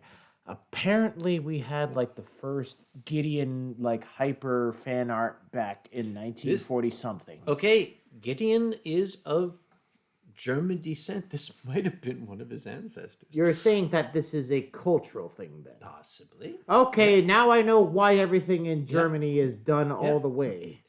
Now, there is a question from Dark Wolf. I'm going to word this very, very carefully. Having a look at you and your very, very handsome features, I would say that you're very, very well acquainted with Firestorm 6, aren't you? As a matter of fact, Firestorm 6 and I happen to be very close acquaintances. Firestorm 6 is actually the person that helped bring me to life. And for a time, I actually lived with Firestorm 6. And then Ronnie one day came and was like, oh, you know, I've got this lonely, empty space on my shelf, and it would be so good if I, you know, had a hyena bunk with me on this little shelf. That is an incredible pickup line. I'm just saying. I mean, it worked, so here I am today. But yeah, we're good, buddy. I will say, Firestorm 6 and I, we've known each other for pretty much coming up on 8-9 years now. And I would say that, you know, there is definitely a lot that we've been through together. But no matter what, you know, no matter what happens between us, I want to say to Firestorm 6 that he is, without a doubt, one of the most inspirational people that I've personally met. And was he the one who dressed you in bondage gear? Oh, look, there's another question about me over here. Yes. Let's talk about, what's this over here say? Yeah, that thing that I just highlighted. Vavaka has a proposition from my mother. I'll let you read that one. Apparently, Vavaka wants my mother to come back to Denmark with him. You know, I ain't calling you dad, okay? I ain't. No. It's not like she's got anything better to do with her time these days. I'm just saying. So tell us more. When were you ever in bondage gear, and was Firestorm? Oh, look, there's another question over here that's definitely not related to that. Why is the chat not scrolling properly? Oh, because you've lit it up. Oh, whoops. Let me unlight it. YouTube.com is not responding. Wait, what? We're still broadcasting, I think, right? Oh, we have to reload. Oh, okay, it has to reload. Sorry, okay. Reloading the channel. YouTube is being screwy. Yeah, it's YouTube and all that kind of stuff. A fox has just shown up. A certain fox has just shown up in the channel, but you don't know who he is. I was going to say, is he like a sack of potatoes? He's saying, when are we going to do more shots of durian liqueur? Well, it just so happens, Mr. Fox, I've still got some in me icebox we could give to the Yeen. I was going to say, we could give it to a certain fox when he's in Tirana next month. That would mean I would have to carry it across international borders, and that is against the Geneva Convention. Anyhow. You had to be down a little further. Oh. Sorry. Hey, using the imagination is better than anything. That works, yep. Sorry, we're here. Is the spot still on the ceiling?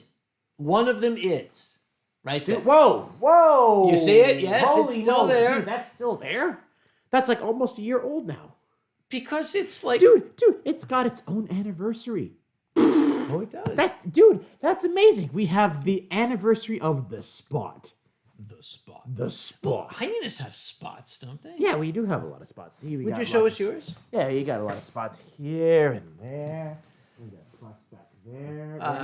No. We're not to that point yet. Okay, well, we got spots everywhere.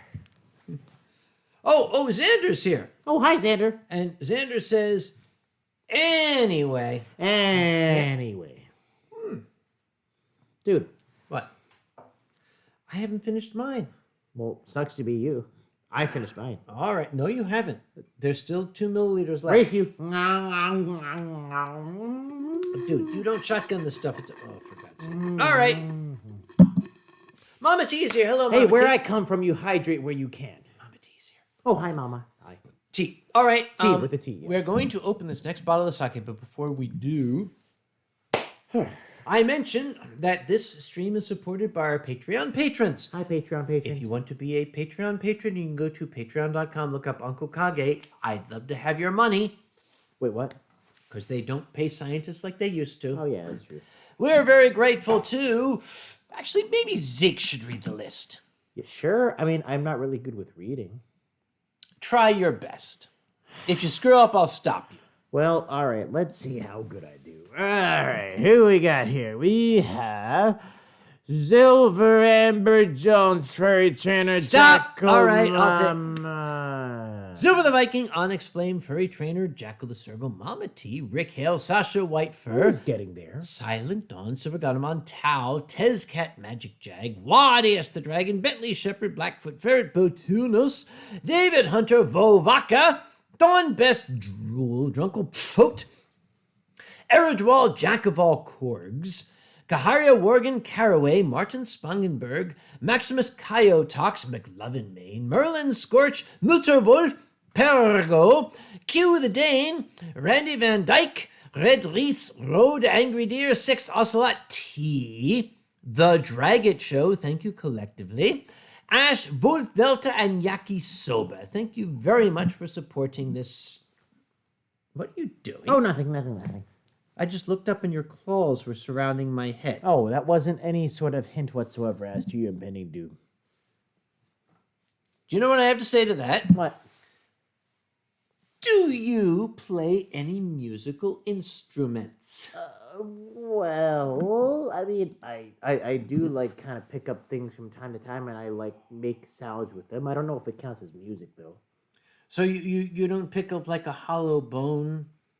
I mean, And if I start- had a hollow bone, maybe. So when hyenas sing, do they sing in like Swahili? I mean, we usually sing, and then we usually just like just build upon arrangements, and we're like, and then like other hyenas join in, and then we're just like snickering like hyenas do, like They don't snicker, they cackle. Yeah.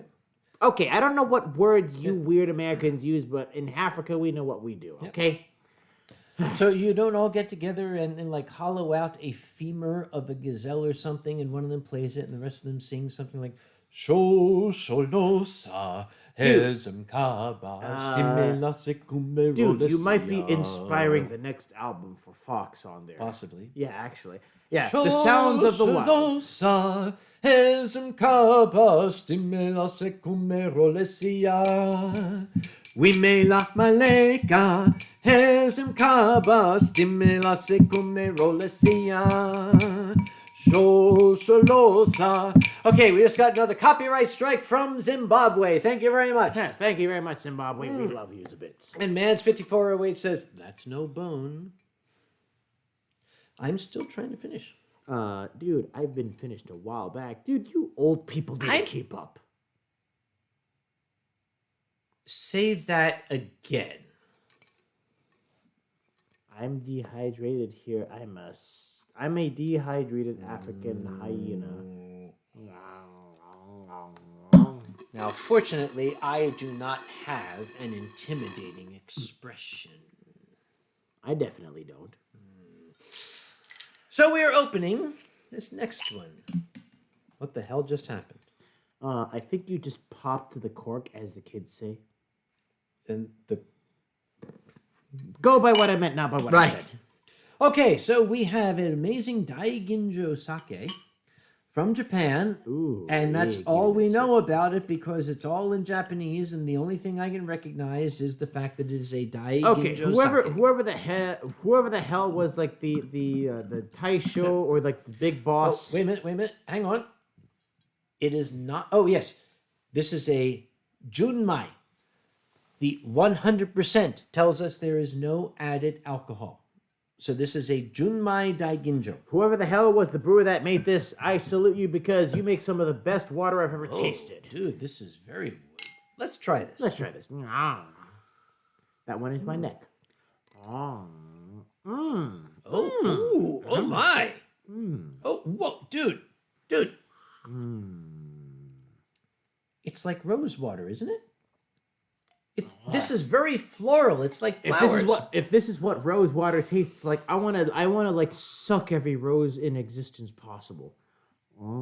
Okay, I wish you guys could taste this. This is phenomenal. Okay, I'm going to put this up. If somebody wants to screenshot this, whatever the hell it says, because the next time I'm in Japan, I'm going to get a case of this stuff. All right, thank you. It's Oz. That's what it says. Oz. I guess that's what I want to get. This. Dude, let me smell it. Give me, I got the bigger snot than you. Give me that. Yes, of course you do.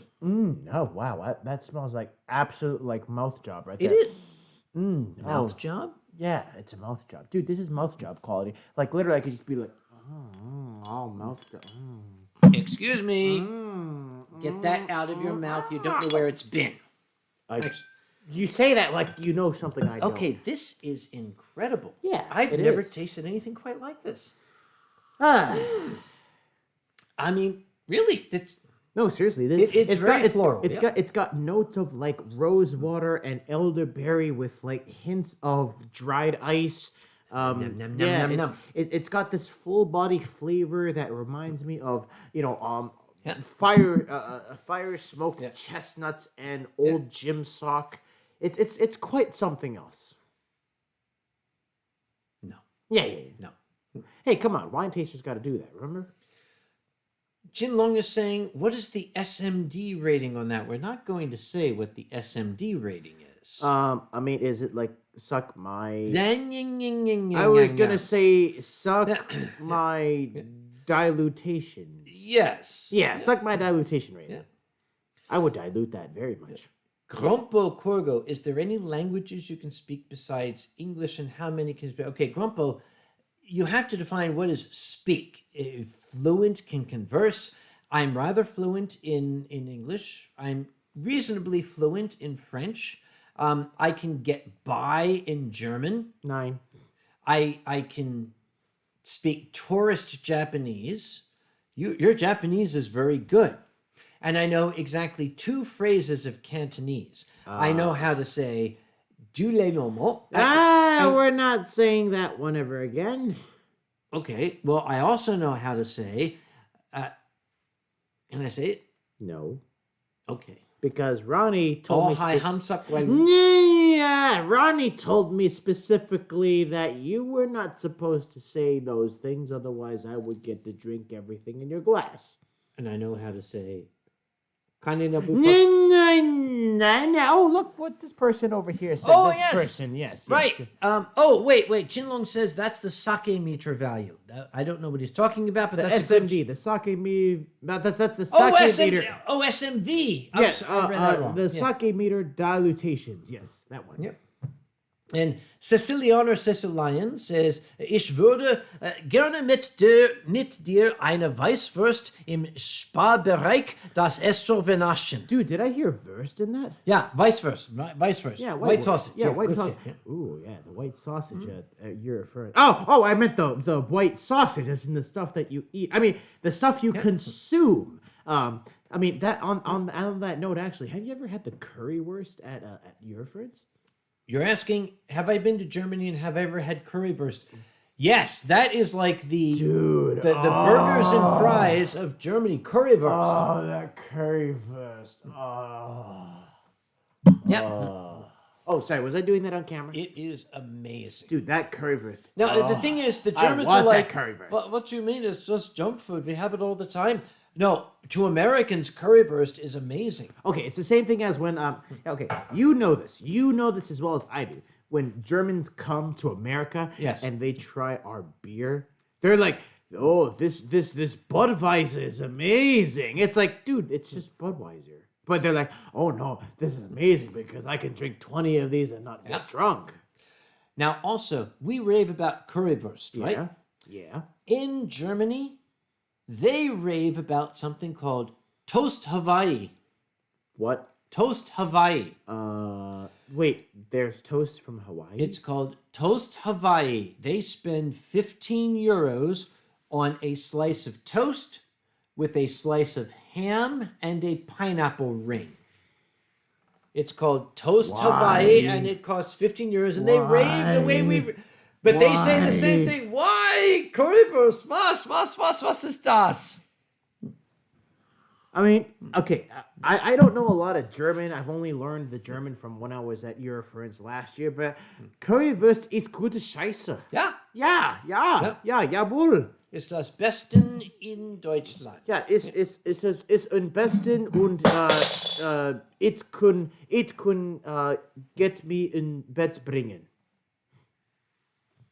Ja. That doesn't mean what you think it means. I thought it meant what it meant it was. Yep. Okay, well, anyhow. Lux Lemon never realized there was a stream today. Didn't you see the announcements on the tweeters? Okay, Lux? well, okay, to be fair, people weren't expecting a Yeenstream. They were expecting a wine stream. It has been pointed out. What are they pointing at? Did you say that you are Canadian? I live in Canada. You're Canadian? It was the Canadians who invented Hawaiian pizza. We're sorry. Saying. We're sorry. We did not mean to do that. Okay, I speak on behalf of all Canadians when we say that we do not claim any sort of ownership over this monstrosity that is Hawaiian pizza. Yeah, no, we don't do that. Nah. Oh, I'll tell you right now before you begin. I like my pizza with all meat on it. You can put all the pepperoni, all the sausage, all the bacon, all the meat-related products, just no pineapples.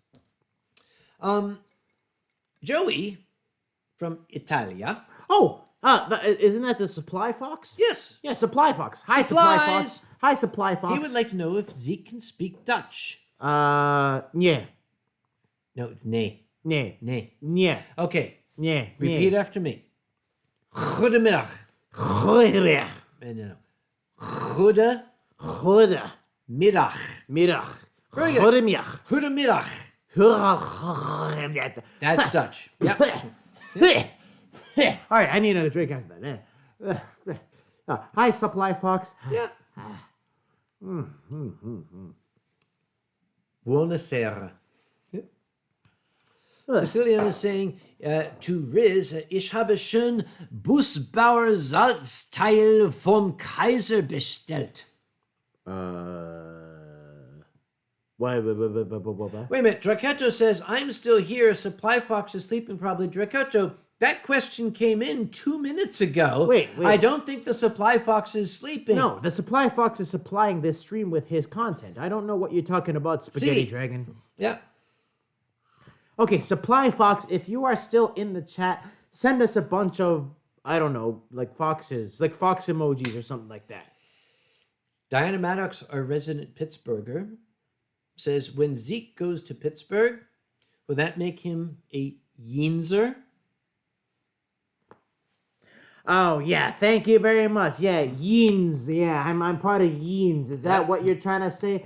Yeah, Yeens. Yeah, Yeens gonna be all in Pittsburgh real soon, eh? Yeah, good job on that one. I didn't think of that one at all. Lance Russell says, how much money for Kage to dance? Kage does not dance, period. Sure? No, I am positive. Kage does not dance, I'm does pretty not sure know how that to I dance. saw you doing a sort of tango waltz the other day at First Square. You were obviously drunk. Yes, Kage I does was. not dance. He does not know any dance steps. He is completely ignorant of the dancing practice. All right, well, whatever you say. Bruzo says, do you know your name means shadow in Japanese? Yes, the full name is Kagamushi, the shadow bug. That is the full name of my character, yes. What did the Japanese think of that name now that you bring it up? When you know the fact that your name is inspired by their culture, they must have had some sort of reaction. When I explained that the full name was Kagamushi, they got the pun right away, and they were very, very happy with it. Yeah. And they offered you more sake. Mm-hmm. Yeah. Oh, apparently, Shell Music Fix says it was a pleasure running the intro to First Shooting Panel at First Square. Shally. Yeah, Shally. Yes. Yeah. Hi, Shally. Yeah, Shally was Shally was one of the people that helped me do one of the panels at First Squared. Yeah, Shally was part of the how to do your first shooting 101 without being an idiot panel. Yeah. Hi, Shally. Good to have you here as well. And I do appreciate all the help that Shally gave. And I do hope that, all the people that were there, as well as those watching online later, I hope that they learned something out of it. Because, I'll tell you right now, being a hyena ain't easy. We got to wake up in the morning. We got to scavenge. We got to bite things. We got to eat meat. And then we go back to sleep. Chew. Don't forget chew. Yeah, we got to chew lots of things. It's not an easy thing being a hyena. So we know regardless what kind of animal that anyone is, we hope that we provided some form of advice. Kamikage says, Kakamushi Odo. Kamikage, what are you getting at? I need to know. If you're saying like Ravna Oro, that sounds like a you problem, dude. Okay, I don't know what that dance is. I have never danced Ravna Oro in all my days. Do you want to try? I don't know. Moving right along. Things, talking, people with Vice and Wolf. I have never sung Bad Bad Leroy Brown. I don't know the words of the song. What was the moment on stage you saved yourself from being screwed? Dude, you're talking to like this guy who has been on stage for more years than he can remember. Mads5408, who has the video of Kage singing karaoke? Yes, I do. Tell me who has that video. I want to know who has the video. Oh, never mind. I don't. Of course not. Can Zeke dance? Zeke invented fursuit dancing. Come on. Well, not to, give myself a shameless plug, but if you search up Zeke, MFF dance competition, you're probably going to get quite a few hits. Lux Lemon is asking about the sinkhole in front of the Westin. Oh, haha. Would you like to tell us what happened about that sinkhole? Yes, the earth opened up and swallowed a bus in front of the Westin. Yeah, like a week before Halloween. If that's still there, what will the plans be? Avoid the sinkhole. Yes, don't go into the sinkhole. We'll make it part of the con. No, well, you know what the most funny part of that sinkhole incident was that people basically started taking that as a new meme, and like literally a week after that happened, it was Halloween. Yeah. Someone had already made a sinkhole costume in Pittsburgh and was going to every major intersection, standing in the middle of the road and just plopping themselves down. I'm sorry. Yeah. You're blocking traffic, but you're being a winner doing it. Oh, Kamikage has clarified. Isn't Kagamushi Odo the full name of your persona? No. My persona's first name, if you will, is Goro. It is Kagamushi Goro. That is the first name of the cockroach character. Allow me to help you. Put that in your mouth and suck. That's in my nose. Yep. And Draco is saying, I want to see Uncle Kage do karaoke. It's never going to happen, Draco. I don't do karaoke. Never mind. You haven't paid the full admission price yet of 5 bottles. Mm-hmm. We're working on that, aren't we? Speaking of working on that. Come on. We Savannah Hounds are pretty dehydrated. All right. Somebody recently said, Uncle Kage, you're looking very young tonight. Dude, you are so full of shit, your eyes are brown, okay? How's that? Well, if they're telling you that you're young, shouldn't you be, happy and appreciative about that? No, they are full of shit. That's what I'm saying. Okay, you just had a haircut, though, today. Isn't that, because... I had them all cut. Ooh, well, every Jewish person likes to hear that. Rugrat Diamond Tail, do you have a P.O. box? Yes, it is Anthrocon's post office box. You can find it on Anthrocon's webpage. Yeah, that thing. Yep. Bruzo says, I have the video of Kage dancing with Blue the Dragon at 2018 Convergence. Gee, Bruzo, I think you should bring the video here in person to my house and we'll talk about it here at my house. Bring it in person. The only copy, please. Thank you very much. Okay.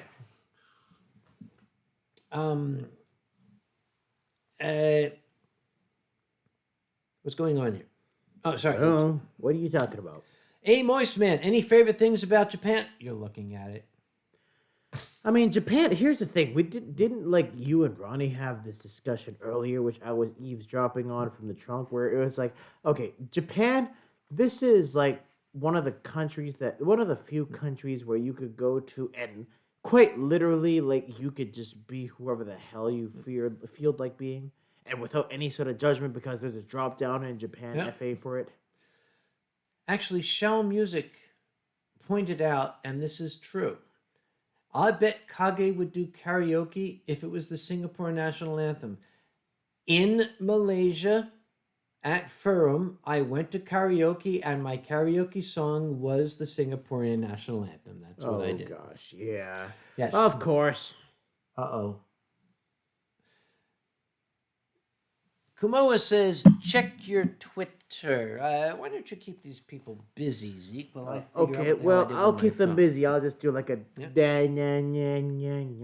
wait a minute. Here's a question. Lion Wing says, why is Fox and More no longer on your story hour? What universe do you live in, Lion Wing? I don't do story hour without Fox and More. I need him. Dude, wasn't Fox and More like part of your story hour last weekend? Like literally a week from today. Yep.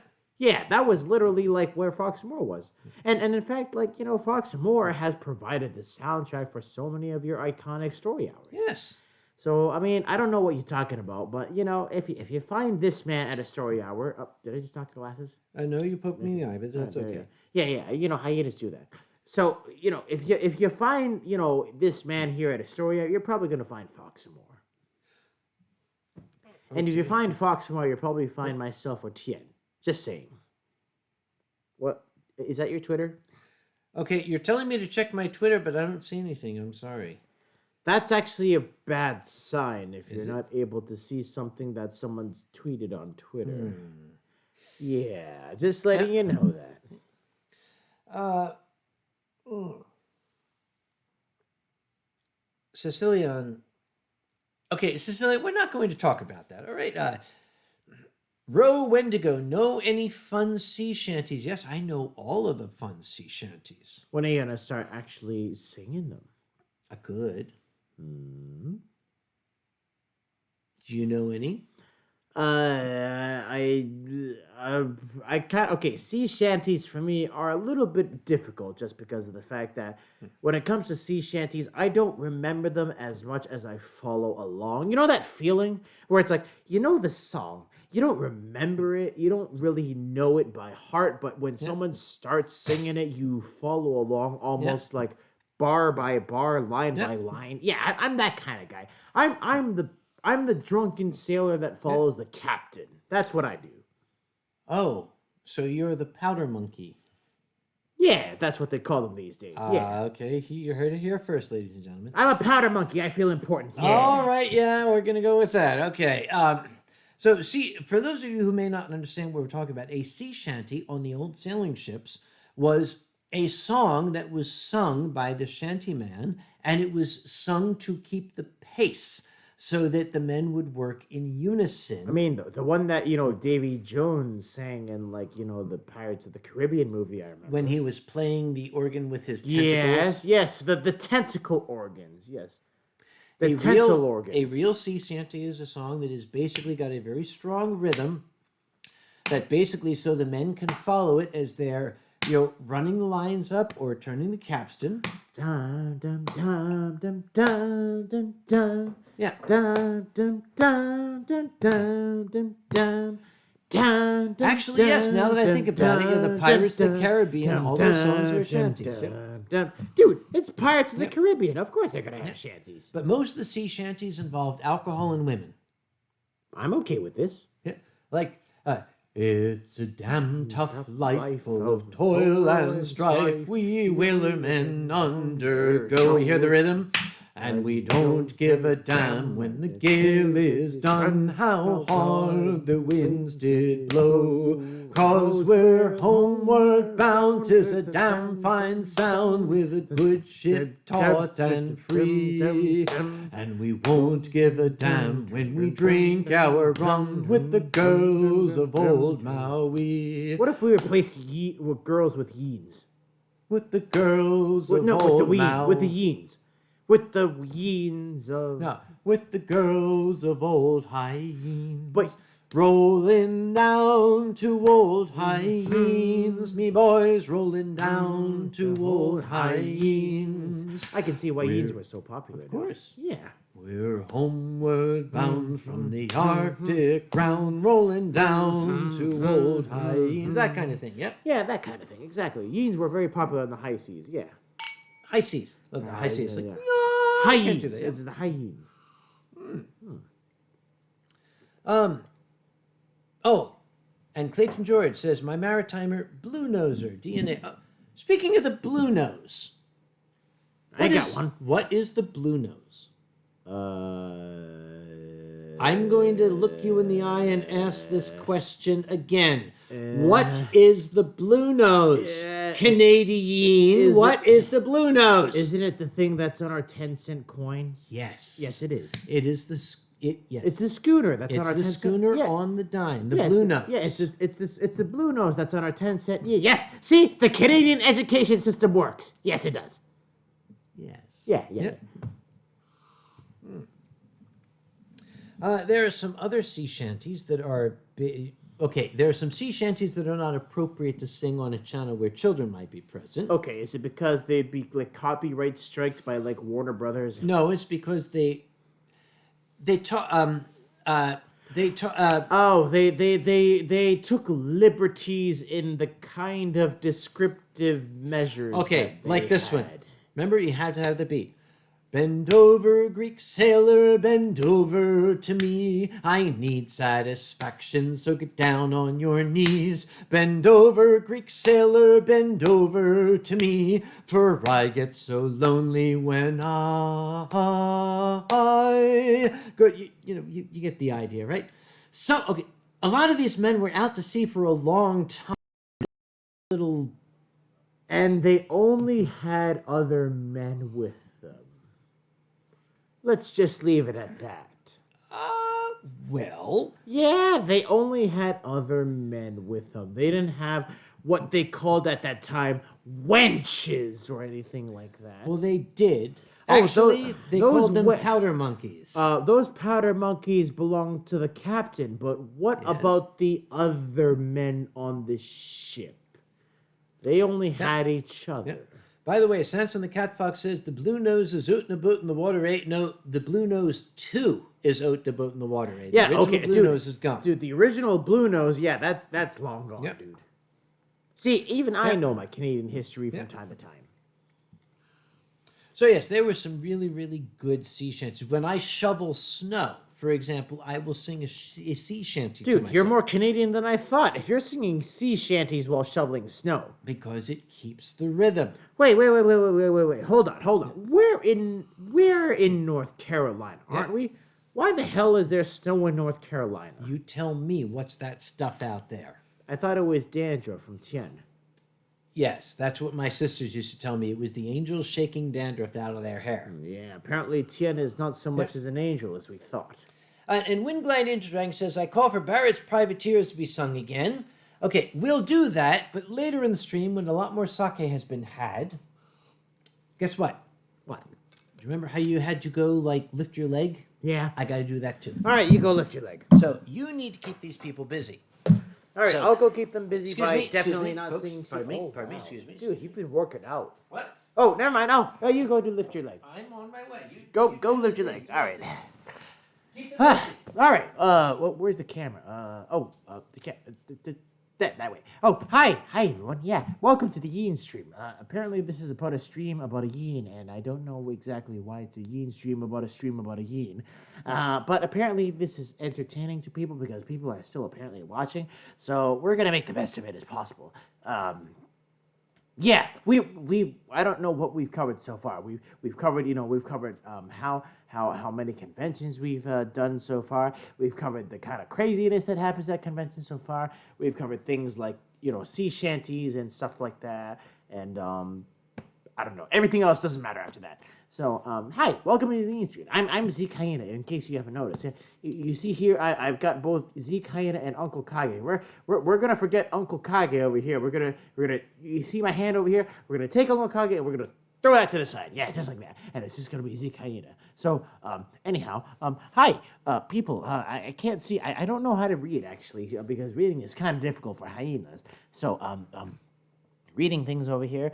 I hope I'm doing a good job stalling for time because I'm a hyena and apparently stalling for time is part of the job for being a hyena. So let's see what's happening here. Zeke Hyena, you are too cute, says Undertaker the Furry Van. Well, thank you so much. I didn't realize I was so cute. Thank you so much. I'm just a hyena. I don't know what I can say about myself. And over there, people are saying, "Hi Zeke, hi Zeke, hi Zeke, hi Ian, hi. Oh, you're so cute. Oh, you're so handsome. Oh, I'd love to get into bed with you. Did I return at the wrong time? Hi. I think I returned at the wrong time. Okay, you can go in the seat over here. No, that's my side. You can go in the seat over here. That's my side. Are you sure? That is my side. But I want to be Uncle Kage for a bit. Then we'll have to change the words. Okay, fine. All right, don't just Get your paws out of the way. Dude, I didn't realize white people were that. Never mind. Anyway. Okay, I was just thinking about sea shanties. Some of them were actually, I wouldn't say subversive, but they were an opportunity for the men to kind of blow off some steam, if you understand. Not just the mermaid kind of steam. Blow off some steam. I'll teach you one. What? Which one? Okay, teach me. It was a capstan song as they were pulling up the anchor. Capstan. All right. Yep. Tell me which one. What's the name of this one first? It's called Leave Her Johnny. Leave Her Johnny. Well, the times was hard and the wages low. Leave her, Johnny, leave her. And now it's time for us to go. And it's time for us to leave her. I think you've heard it. Leave her, Johnny, leave her. Oh, leave her, Johnny, leave her. Well, the voyage is done and the winds do blow, and it's time for us to leave her. Well, the first mate's a bucko and the old man's a Turk. Leave her, Johnny, leave her. The bosun was a bastard with the middle name of work, and it's time for us to leave her. Then the chorus. Leave her, Johnny, leave her. Oh, leave her, Johnny, leave her. Well, the voyage is done and the winds do blow, and it's time for us to leave her. We do the chorus again. Leave her, Johnny, leave her. Oh, leave her, Johnny, leave her.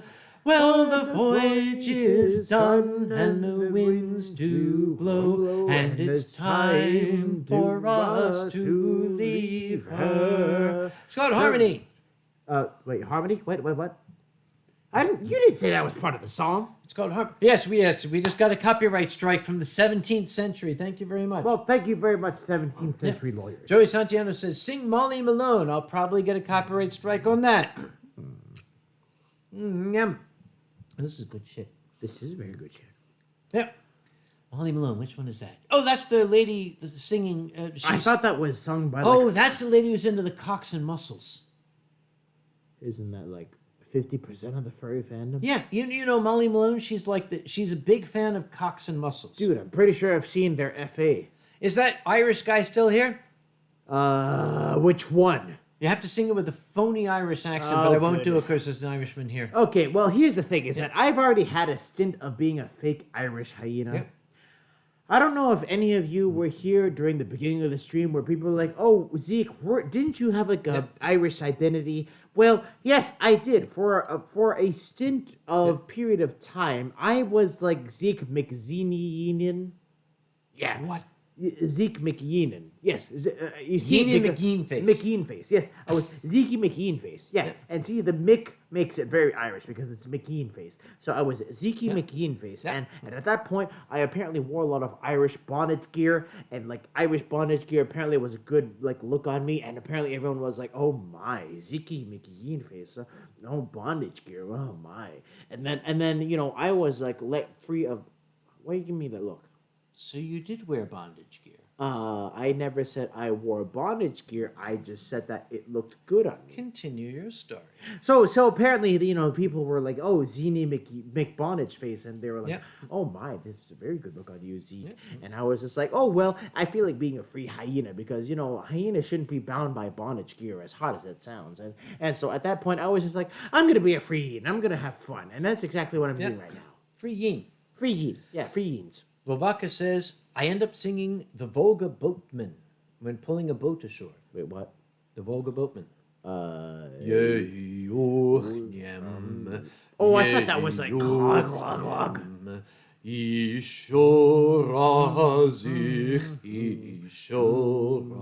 That one. Yeah, that one. Huh. You know, I would love to read what's going on the stream, but there is a gigantic hyena paw in front of the entire channel. I'm just saying. Whoops, I guess the hyena paw is just gonna have to make everything difficult. There is another drop down on Fur Affinity. Excuse me dude, while I look okay, past hold on. it. Okay, hold on. Hyenas are already a big drop down. Paws already a big drop down. What happens when you put the two together? You have... Midwest Fur Fest. Wait. The pause that refreshes. All right. You look at the chat and you respond to those messages while I move my paws out of the way and look at other messages. If you would, because I can't see what's going right, on. I'll There's be this right back. paw in Yeah. the way. Yep. I'll be right back. Right, you do that. Where are you going? I'm gonna look at messages. You look at message. Wait a minute. From back there? Yeah, from back there. Yeah. See, I got the technologies and stuff like that. You have no tail. What? Wait, what? Never mind. Oh, you want my tail is what you're saying. Hey, Yes, I'm just saying. Don't trip. Actually, Zeke has just reminded me by tripping over my chair where I do my drawing. When he gets back, we're going to go to the drawing camp. But first, Colby Pup, do you sell the letter I gave you at F2? Of course I do, Colby. That wonderful 2-page letter. It's in my briefcase. I still have it. Rove Indigo says, does it get any more Irish than my real last name of Corrigan? No, it doesn't get much more Irish than that. Joey Santiano says, sing the Rattling Bog. Okay, when Alkali is here, that's his song. We shall sing that one then. Oh, yes, Weissen Wolf. Weissen. The meaning of Leave Her Johnny, I always believed it was a song about the sailors leaving their ship after a long time of sailing. Yes, that's what it is about. No, the guy is not leaving his girlfriend. Yes. Kronos, do you know Cruel Wars? Kronos, I knew men who fought in the Spanish-American War, World War I, World War II, Korea, Vietnam. Yes, I know all about Cruel Wars. Thank you very much. Austin Schmuck, what do you think about the persons trying to build a new Titanic? Okay, that's great. It's a wonderful gimmick. Please don't make it unsinkable. Thank you very much. Oh, Brionak, Gruß aus Deutschland. Hello, Brionak. Good to see you. Vobaka would like to know, can I sing Loch Lomond? Okay, is Foxamore still out there looking? Can I sing the Dukes of Hazzard theme song? No, I can't. I will get a copyright strike for that. Absolutely. Jaxus is going to bed. Good night, Jaxus. Very good to see you here tonight. Nom, nom, nom. Loch Lomond. Okay, does everybody know that Loch Lomond is about death? Okay, when they talk about the high road and the low road, they're not talking about a road you walk on. They're talking about a spiritual road. Yes, the high road is the one you walk on. The low road is the spiritual road. You're dead. That's the low road there. So that's when they say, You take the high road and I'll take the low road, and I'll be in the slow man before you. But me and my true love will never meet again, 'cause he's dead on the bonny, bonny banks of Loch Lomond. Oh, Samson the Cat Fox says, I appreciate your tie design. Apparently somebody likes the second best tie. With the second best tie, what's the first best like? I don't know. Somebody borrowed it and never returned it. We're just saying. I don't know anything about that. Yep. Grandma Kage is asking, you don't know about the meanest man in Chicago South Side? Ma, I lived there. I know all about the meanest man on the South Side of Chicago. Is that like Alkali when he doesn't get his tax benefits? Yes. Yeah, pretty much. Yep. Draco the Dragon, how many ties do you own? 63, Draco. Not that I counted. I just made that number off the top of my head. I believe I own 63 ties. I am saying just because I think I do, and that probably is the number of ties I have. Silent Dawn, where the hell have you been? We've been waiting for you, for God's sake. Dude, you don't know? Apparently, from what I heard from Yep. from Ronnie, Silent Dawn's been like crashing helicopters. If you want to come to the April wine stream, Yeah. I don't know if Silent Dawn is going to make it, but I hear Earl, the guy from the Lubrac, might be joining us then. Oh, is Earl from the Lubrac gonna give you Yep. a Yep. lubrication job on your transmission? Yes, I'm going to get a lube job on camera. Yeah. Mom is asking, you don't know about Leroy Brown? I know all about him, but the estate of help me out. The guy he sang songs. Leroy Brown. It No, was no, like no, the no. Globetrotters or something like that. No. I'll get another copyright strike. Yeah. Jim Croce. Yes, Jim Croce. Was Was that? it Grim? I think it was Grim Croce. No. He probably covered it. I think it was Jim Croce. He probably covered it at one point. Tell you what. Okay, I visited his grave. I apologized to him. I threw a dime on it, but you know what? He's still going to come after him for a copyright Dude, you threw a dime on it, and then someone like took that dime and bought a dime bag with it. Yes. By the way, for all you people who don't understand, you can Google Jim Croce, Croce, one of the finest singers of the 1970s. He died far too young in a plane crash, as many rockers do. This is the man who basically got me into modern music. Dude, you know who I miss personally? Like me personally, as a person that, likes to dance around. I mean, I don't know if people here on this stream have seen me dancing, but as a person that likes to see me dance around, I miss James Brown. James Brown. Soul brother number one. Oh my gosh, I miss James Brown so much. This was the man that defined Michael Jackson, that defined Bruno Mars, that defined any of these young upstarts that dare call themselves pop stars or funkadelics. James Brown, soul brother number one. This is the guy that literally gave birth to all of these damn upstarts. On camera. On camera. He gave birth on camera to all of these kids. And this man was taken far too early from us. I miss James Brown. James Brown was my man. If I could give a blowjob to anyone, it would be James Brown. Not me. Never mind. We'll talk after. All right. Now, it has been pointed out by... where the hell did it go? It went away. No. It was pointed out by Kobe Puck. It was Jim Croce. Jim Croce died in Madison, Wisconsin, but he is buried in Malvern, Pennsylvania. Did you know that, Mom? Jim Croce is buried in Malvern. That's why I visited his grave. And Lance Rustler said something, but he left out the punctuation, so I'll put it in for him. He says, Zeke, please eat. Kage? Well, I mean, I would eat, but, to eat would imply I have something to consume, and, There a bow? There are bow, but bow's a little bit difficult to consume right now. Hello, hi. Give me your cylinder. Don't hold it over your fur just in case it spills. Bring it. If it spills on my pants, that very, very nice lady from El Salvador who does my amazing laundering will take care of it. So. I was going to say, I mean, if it spills on your pants, you might have to call Ronnie, because Ronnie can suck it off of that. Actually, I'm going to have to retract that. What? Because I just realized the gentleman who owns the dry cleaner, who does my dry cleaning... Ronnie? No, he often watches the Yeenstream. Hello, person that owns that tri We're talking about Amelia. I love Amelia to pieces. Thank you very much. Hello, Okay, Amelia. all Yes, right, yes, moving right yes. along. Amelia, we promise not to get any sort of alcoholic stains Yes. coupled with, hyena saliva Yep. on it. Let's see. Move your paw. Grandma Kage says, I know that you told me, Uncle why is he Kage's there got instead of in my his hometown? paw. Mom, Jim Croce was from Malvern. That's Oh. where he was born. That's why he's buried there. Kage, what were you doing with my paw just now? Moving it out of the way so I could read. Yeah, we'll go with that. Kronos, one up Euroferns by having Anthrocon on a boat, sea shanties for days. This leads into why won't we give Boozy the wheel? Oh, wait. Has Boozy showed up yet? He has not shown up. Boozy has not shown up yet. Oh, we can't talk about sea shanties without Boozy here.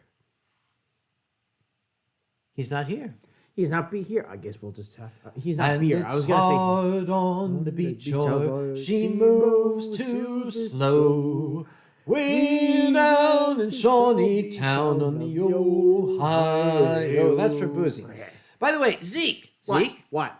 are you going to be a judge and or dancer at Motor City FurCon this year? I don't know. They've never asked me. I mean, I would love if they asked for me to be a judge, seeing as how I won Motor City in 2018. Send emails to the people who run Motor City.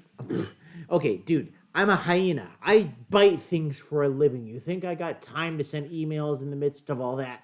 They can send the emails. You don't Yeah. bite, you chew. All right, if they want me to be a judge or a dancer or whatever the hell at Motor City, what? What are you doing? Looking my at the foot. stream. Yes. Okay, Okay, I have a question when you're done. Hi. If they feel like I'm qualified enough to like judge at Motor City or do a dance at Motor City again, they'll let me know. Yep. Mira Wolf is asking a question, and I suspect I know what the question is supposed to be, but there's a typo in it. Mira Wolf, Firestorm 6, a very good friend of Yeen. Oh, hi. Yeah. Yep. What about Firestorm? We're just saying hello. Oh, hi. Hi, Now, Firestorm. the question is from Undertaker, do you have a dream car? Oh, was that for you or for me or No, both? for you. I know whatever your dream car is, it's probably a Ricer. Well, is it bad for me to say that I actually don't see, Japanese make cars as my dream car? Okay, if I were to be totally honest, as a simple yet intricate hyena, my dream car would actually be a German-made sports car. In particular, it would be a German-made sports car from Audi. It would be an Audi R8. Particularly, an Audi R8. Yeah, Audi R8 with the V12 engine in it, because they've got the packages where they've got the V10 or the V12. I'm going to go zoom. So I want the Audi R8 with the V12 engine in it. Now I can brag. What?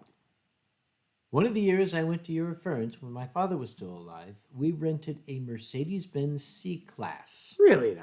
And we went out onto the Autobahn. We had to wait for Mom to fall asleep so Dad could open it up. My father used to be a stock car racer, so he was very, very happy. When I got behind the wheel of that wonderful overpowered Mercedes on a no speed limit Autobahn in Germany, I got it up to 210 kilometers an hour. Kilometers? Yes, 210. That's still 160 miles an hour. That is true. And I was like, dude, I got to 210, and I ran home and I went to Twitter and said, guys, I drove 210 kilometers an hour. And one of the Germans came up and said, yeah, that's the speed old people drive. Okay, well, I guess a hyena can dream, but for the meantime, I'll just have to stick with Ronnie's, Audi S series. That, he doesn't have, an Audi, R8 yet. But hang on, Caraway's going to bed. Good night, Bunny. Bunny. Bye, Bunny. Yeah, the Bunny dude. Yeah, Ronnie is gonna have to wait until he gets the R8, but for now he'll just have to stick with the S series. Oh well. Undertaker, your dad drove stock car? Yes, my dad and my uncle were stock car racers back in the 1960s. Yeah, I mean it's almost like, being all speedy and as I can say, instinctive is in your family blood. Joey Santiago says, Kage, do you know some good historical war stories? Joey, my mother's entire family went to fight in World War II. I have all the good war stories, believe me. And there was something that came up here. It was a good question. What was that? I'm not going to repeat Kobe saying an awudi. No, it doesn't work that way. It went away. Where the hell did it go? What? I'm sorry, it's gone. I saw something. I was like, oh, I have to comment on that, but it's not there anymore. Well, I must have seen it. I could swear it. Never mind. Okay, I must have had too much. Dude, we're only on bottle number 2, I think. Yes. Yeah, bottle number 2. Dude, you're a lightweight. Do you know who you're talking to? I'd like to know. All right, what did Colby say? Or whatever the hell, whoever his name it is, that said. I'm positive I something. Never mind. Okay, we're going to keep moving on. Was it about stock car racing? Or was actually, it might have scrolled off. That's why I can't find it anymore. Yeah, something else. All right, well, next topic. What's the next topic about? Hang on. You talk about the next topic. What's the next topic? You got to tell me, because I don't read these words that these kids are saying on the chat. Oh, Silent Dawn. He was talking about his Fiat X19. Hey, Silent Dawn, you know what Fiat stands for. It stands for Found on Road Disabled. It's funny because it's true. Oh, okay. Oh, wait a minute. Oh, Vice and Wolf. All my family went to fight in the war as well, just for the wrong side. Oh, I'm going to say this. I'm going to say this right now. History will decide who's right and wrong. Anyone who went to fight for his or her country is okay in my book. It doesn't matter what side you're on. Okay, if you went to fight for what you thought was right, that's before the advent of Google, we didn't understand each other. Now we do. Let's just put it that way. Undertaker, what kind did your dad race? Mom, tell Undertaker what dad raced. I know that my uncle had a midget. I think my dad drove stock cars. Mom will tell you. Okay, if it was stock cars, then it was definitely part of the Indy circuit. Well, okay, remember, my dad was from Alabama. Of course he drove NASCAR. Indy. Okay, he drove Indy. Okay, Undertaker, just search up whatever the hell class Indy cars are. I would drive, without a shadow of a doubt, I would put my fat, squishy paws in an Audi R8. V12, not a V10, because screw a V10. Draco says that was Ford. Not Fiat. Wait. What? Found on... Yeah, that's found on road disabled. Yeah, that's Ford. Moving right along. No. Fiat is found in a trench. Yeah. What? Fiat is found in a trench. Speaking of trenches, public service announcement. When Vovaka was here, we went to see the lovely movie 1917. Yeah. And we went to something called Cinebistro, where they serve you dinner. I want that. Don't go to see 1917 when they're serving you dinner, because 10 minutes in, you're not going to want dinner. Trust me. No. I watched it, and I was a little bit mortified. Yeah, Ford is found found on road disabled, and Fiat is found in a trench. Yeah, that's how it goes. Dave Nebius is asking, when my dad was still alive, did I show him the commercial for the Alabama Man action figure? I knew there was a Florida Man action figure. I didn't know there was an Alabama. Hang on. What the hell is Alabama Man? We're going to pause right now, and I'm going to ask a question to somebody in channel. What? We're going to wait the customary 10 seconds, and then the 15 seconds for her to type it out. Hey, Mom, tell the lovely people in channel what your first car was. So we're going to look in the channel now. Grandma Kage is going to tell you what her first car was. What was your first car? What? What was your first car? Not at all as cool as which. I had a 1977 Dodge Colt that you had to change the oil by sucking it out through the dipstick hole.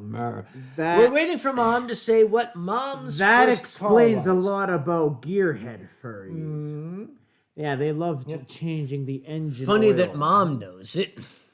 What did Mom know? Mom's first car was a 1934 Plymouth Limousine with bulletproof glass. Where did it come from? We don't know, but it don't was a ask. 1934 Plymouth Limousine with bulletproof glass. That was my mother's first don't car. Ask. That's the thing. We don't ask. It definitely did not come from the Presidential Secret Service. And it didn't come from Chicago. Or maybe it did. Okay, Silent Dawn, you need to talk to my mom about cars. Because when you get my mom talking about cars... Silent Dawn, hold on. Yeah. Silent Dawn, doesn't this like cat that crashes helicopters? Yes. Silent Dawn, doesn't he specialize in like European automotives?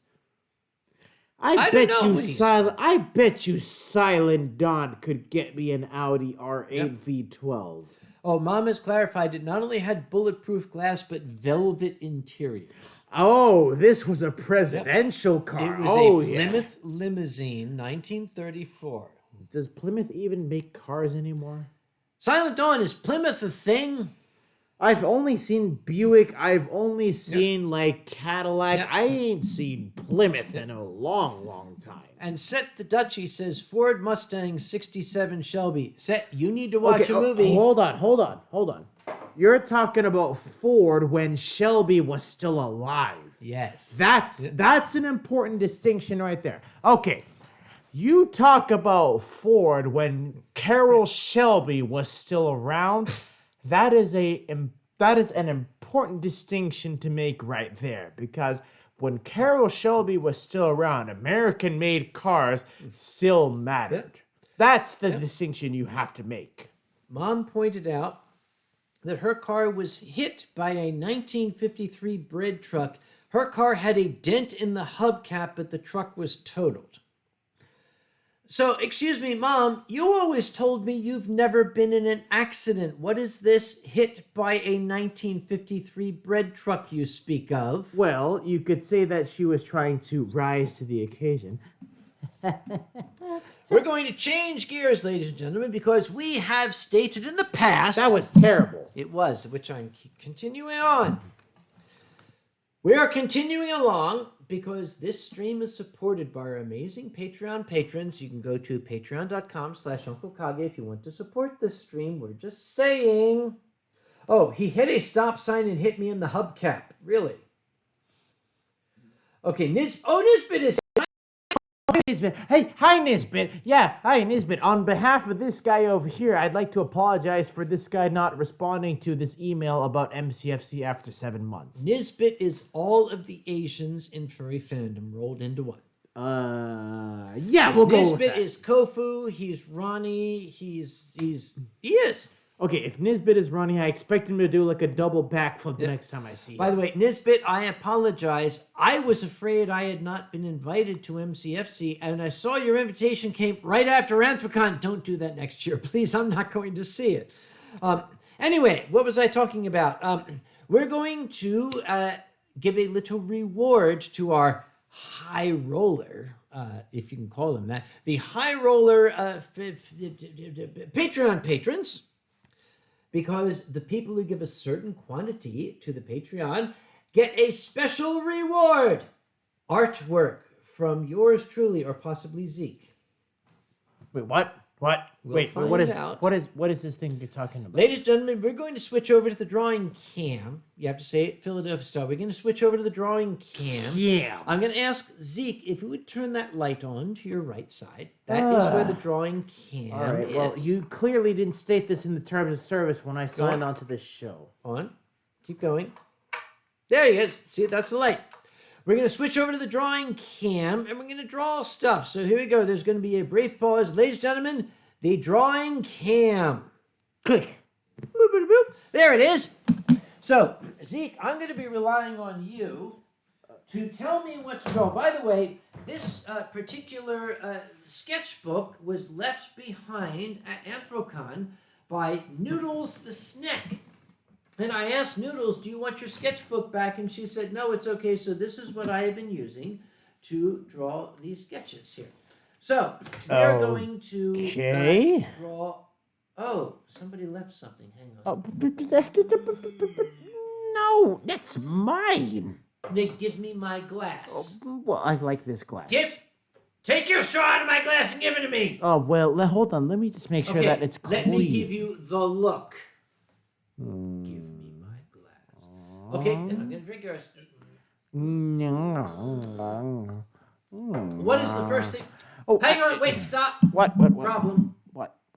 I don't have my pen. Where the hell's your pen? I'll get my...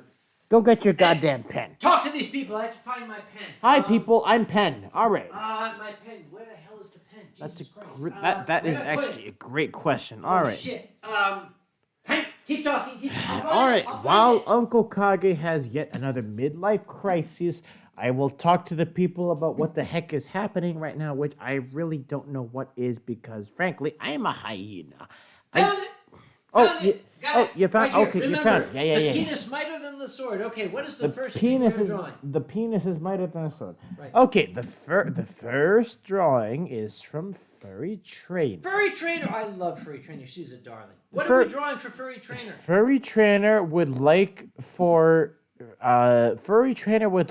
you to draw Furry Trainer reading "Go the F to Sleep" to her new German Shepherd puppy. Furry Trainer reading "Go to Sleep" to her new German. Bring the camera back on so I can make sure I'm still on camera. You're still on camera. Don't worry. So okay. So Furry Trainer. Furry Trainer is an Alsatian. Yes, it's an Alsatian of the Satian kind. kind. Kind of boxy muzzles. Yes. A little boxier than that. Yeah. Okay, and they have whiskers. Something and they have like that. Flute. That's the thing. Furry and she's like, I really want you to go the F to sleep, right? So she's got this book, right? And she's reading this book. And this book is, who's the guy that reads Go the F to Sleep? Samuel L. Jackson. Yes. This is Go the F to Sleep by Samuel L. Jackson.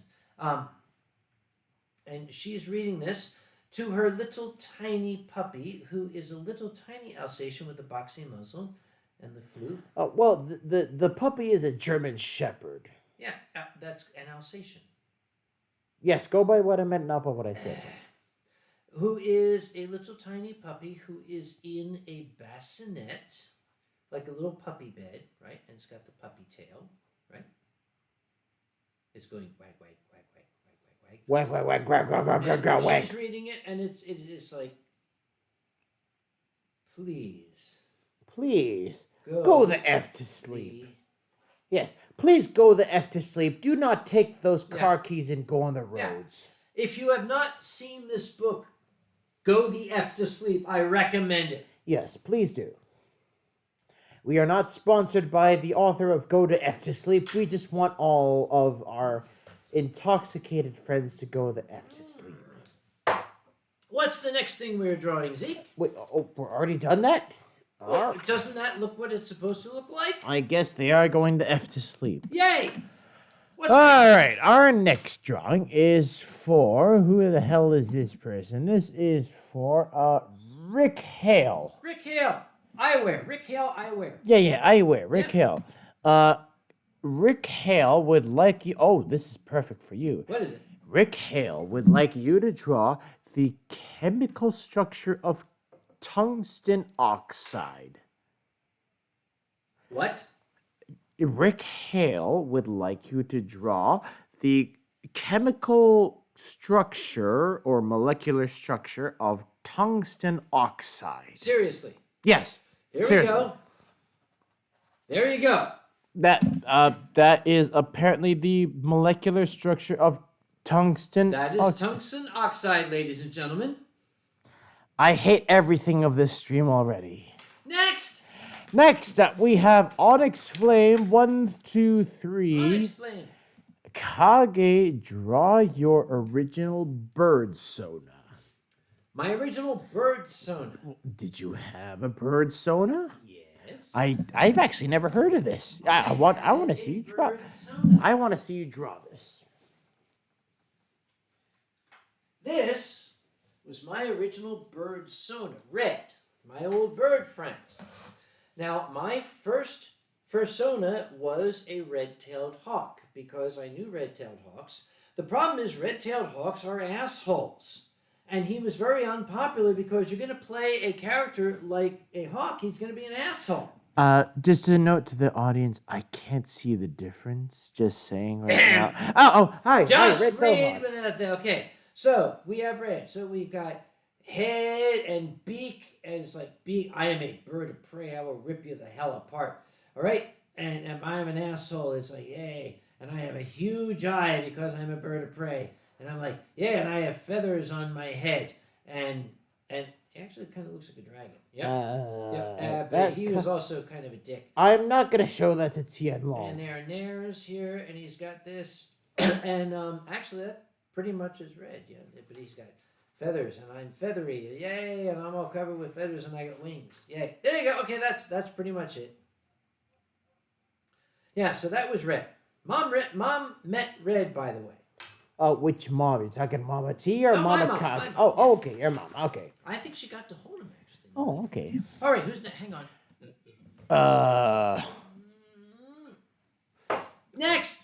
We Who's have next? Taz Cat Magic Jag. Taz Cat Magic Jag. Say that 5 times fast. TCMJ. It sounds like something you go to the dentist for. All right. Or your Taz Cat Magic Jag. or your black market drug dealer. Yeah. Anyhow.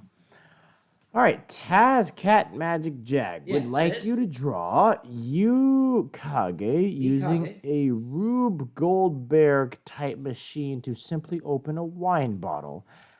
Do you know what a Rube Goldberg type machine is? Yes. Don't you know? I plead the fifth. Okay. So first we need Uncle Kage, right? Yeah. We all know Uncle You. Kage has this you- like potato-shaped head. Yes, He's got absolutely. heaters, Yeah, something and like he's got that. his astroturf hair. You sure? You had a haircut today. Uncle Kage's had a bad day. Yeah. But of course he is wearing his best tie. Yes. Okay. Uncle Kage wearing his sunglasses because it's very bright.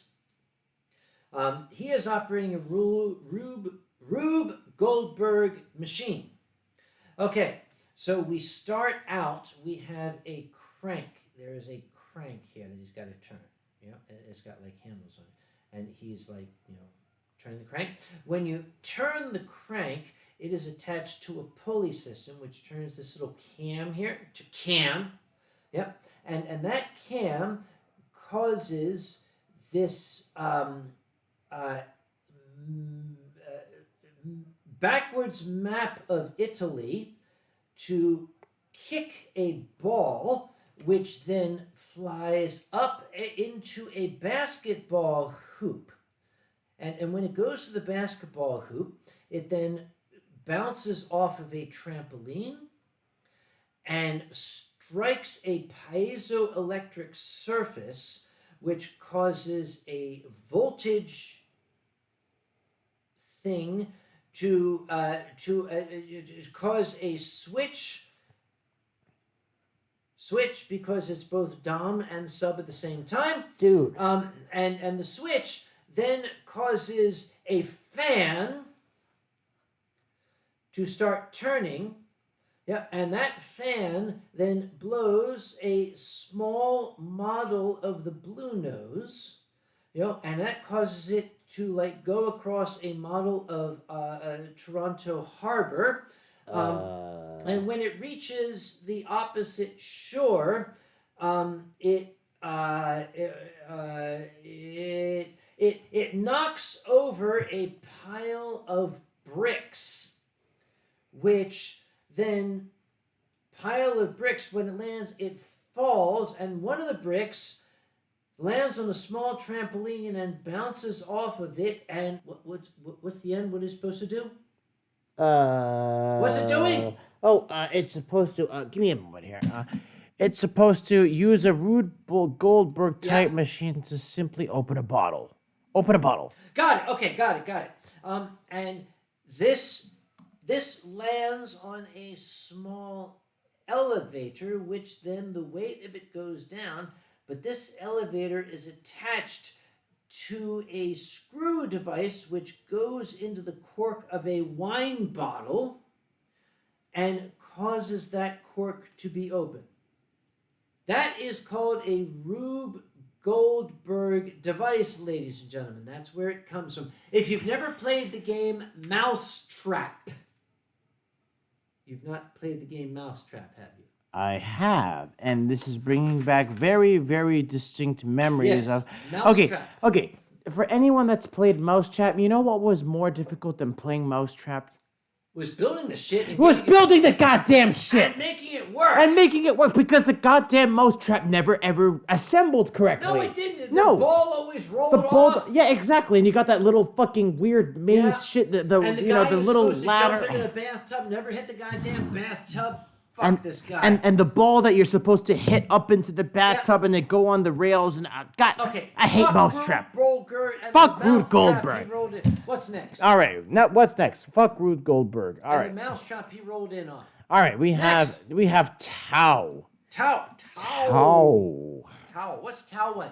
Tao would like. I just watched Silver Gatomon's video of you hosting the first Square charity auction. Very funny. Draw it. Draw me hosting The first- charity auction at First Squared. Draw it. Yeah, you draw yourself.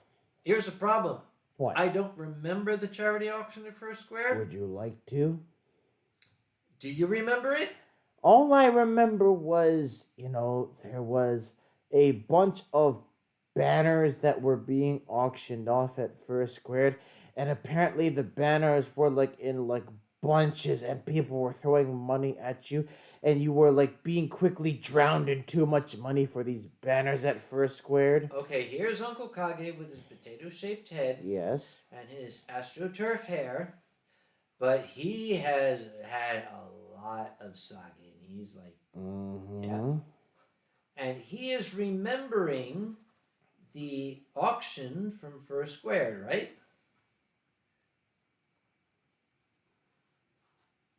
But he can't remember any of it because he wasn't there, or he was but doesn't remember it for some strange reason. So that's it. Sorry, Tao, I don't remember this. So I'll have to look at the video to remind myself, but I never look at videos of myself performing for good reason. What is next, Mr. Zeke? All right, what we have next is from Silver Gatomon. Oh, from Silver Gatomon himself. All right, Silver Gatomon would like Zeke to draw. Oh, wait, what? Zeke Continue. to draw. Zeke to draw. Yeah. Zeke playing Haida in a Gretzko the musical. Silver Gatomon wants to see Zeke draw Zeke playing Haida in Gretzko the musical. Does that mean I have to? Mr. Zeke, if you would please. Get your paws over here. I don't know how to draw. Come on. Give me your paw. Come on, stand up. I guess I gotta draw then. Sit down.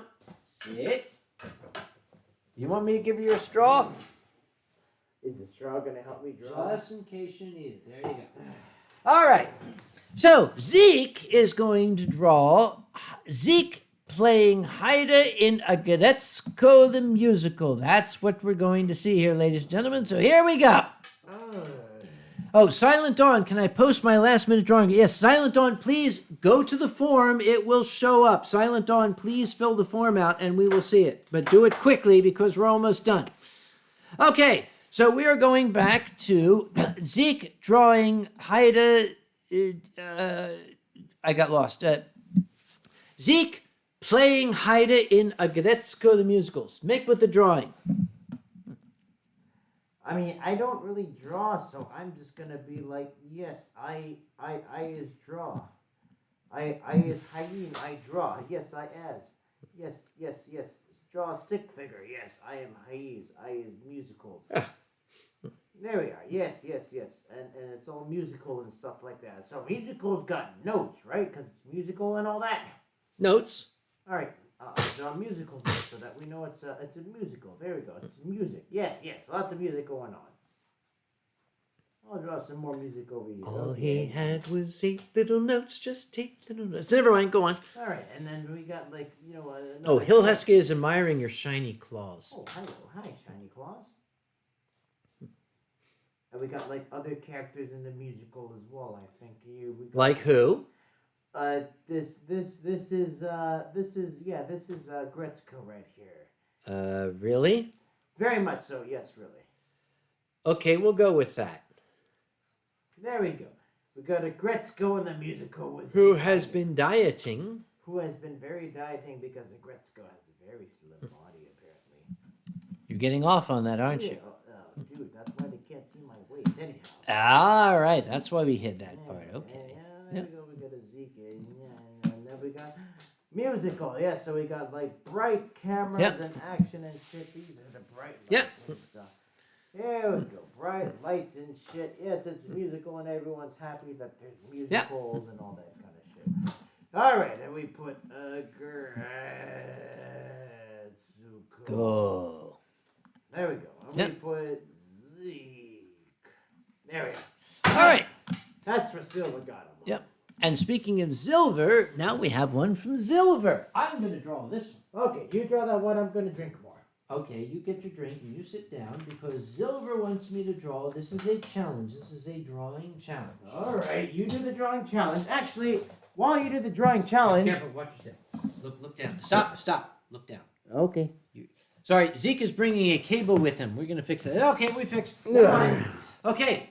I guess you could say I wanted to be wired. What does Silver want me to draw? Silver wants you to draw... What the hell does Silver want you to draw? What the hell does he want you to draw? You have to look at the screen. I see Silver, Oh, there you are. Yeah. Silver, a polar bear in Florida. A polar bear in Florida. All right, I'll tell you what. What? You draw the polar bear in I was gonna say in vodka. The polar bear in Florida. Yep. I gotta go pee. You pee, I'll draw the polar bear in Florida. All right, nature calls round two. First off, polar bears have these black eyes and black noses. But guess what? Because of global warming, Florida is now undergoing a blizzard, so this is all you see of the polar bear in Florida. So thank you very much for your support, Zoba. We love you to pieces. You're like the little brother I never had, meaning I want to punch you all the time. Okay. Since he has gone to pee, Uncle Kage has to run over here now and see what Silent Dawn... Oh, wait a minute. It is from Silent Dawn. Draw the birthday month tiger riding a birthday cake from hell to somewhere. All right, we're going to do this. So we have the birthday tiger. Tigers, remember, have these testicle faces. That's what tigers have, right? And they got whiskers, and they have big cookie-shaped ears, but stripes. Tigers are very striped, and he's very happy because it's his birthday. And he's got a tiger body with the stripes on it, but he is riding the birthday cake from hell. So it's got candles on it. Remember, you gotta have candles. And it's a birthday cake. So it's a layer cake. You're gonna have this part in the middle.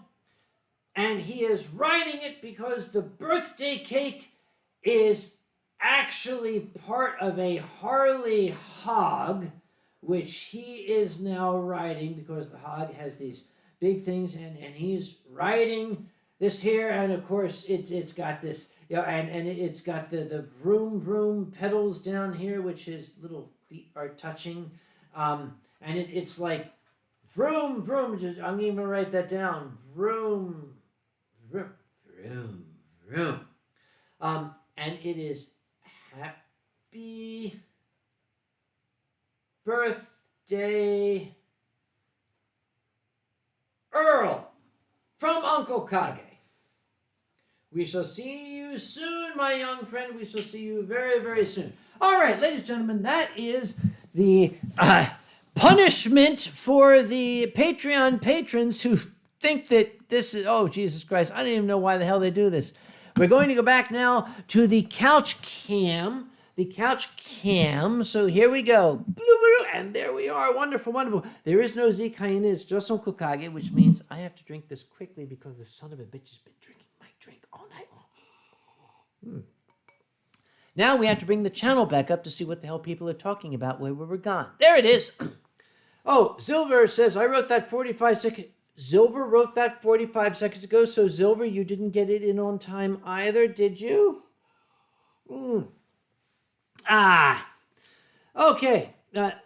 And Sully says, Silent Dawn does the birthday cake from hell having an icing sculpture of a helicopter crash on top. Sully, if you were a Patreon patron at the appropriate level, I would draw that for you. We'll talk about that in April when Silent Dawn may or may not be joining us on this wine stream, he said, not giving away anything.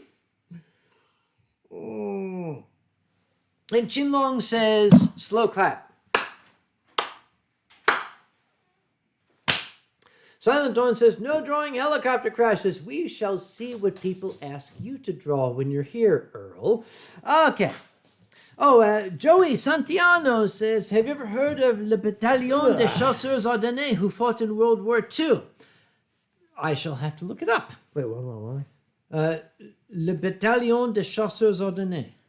That's like the battalion of the something that had like grenades and shit. The Battalion of French Cheesemakers. That's what it says. Yeah. Oh, okay. Yeah. Oh, yeah, I'm back. Hi. Oh, can you reach your graduated cylinder? What's a graduated cylinder? Can you reach your booze? Oh. It's over there. Oh, hi, Bruce. Hi, yes. Why is it so far? Dude, I didn't remember placing it this far. Somebody must have moved it. Coco the Rabbit says, hello there, my fine gentleman. Coco, I think you're in the wrong stream. There are no such things here. Yeah, pretty much. There's one drunken one, a hyena. Yes, exactly, but we don't know which one's which. Undertaker would like to know, have I ever tried balut? Have you tried balut? Is that like blah, but like worse? I think so. Yeah, it kind of sounds like it. Hill Husky says, awesome fluff beside you. Hill Husky, who are you speaking to, him or me? You got more fluff than I do right now. Why, I didn't shave this morning. No, you didn't. That's why I noticed. Yes, sorry. I'm perfectly maintained. All right. Let's see. Actually, I think we're caught up. Oh, Lance Roosler, I'm waiting to graduate high school this year. What are you doing on this stream, Wait, Lance? hold on. Yeah, hold on. Wait a minute. Where are your parents? Yeah. Oh, anyway.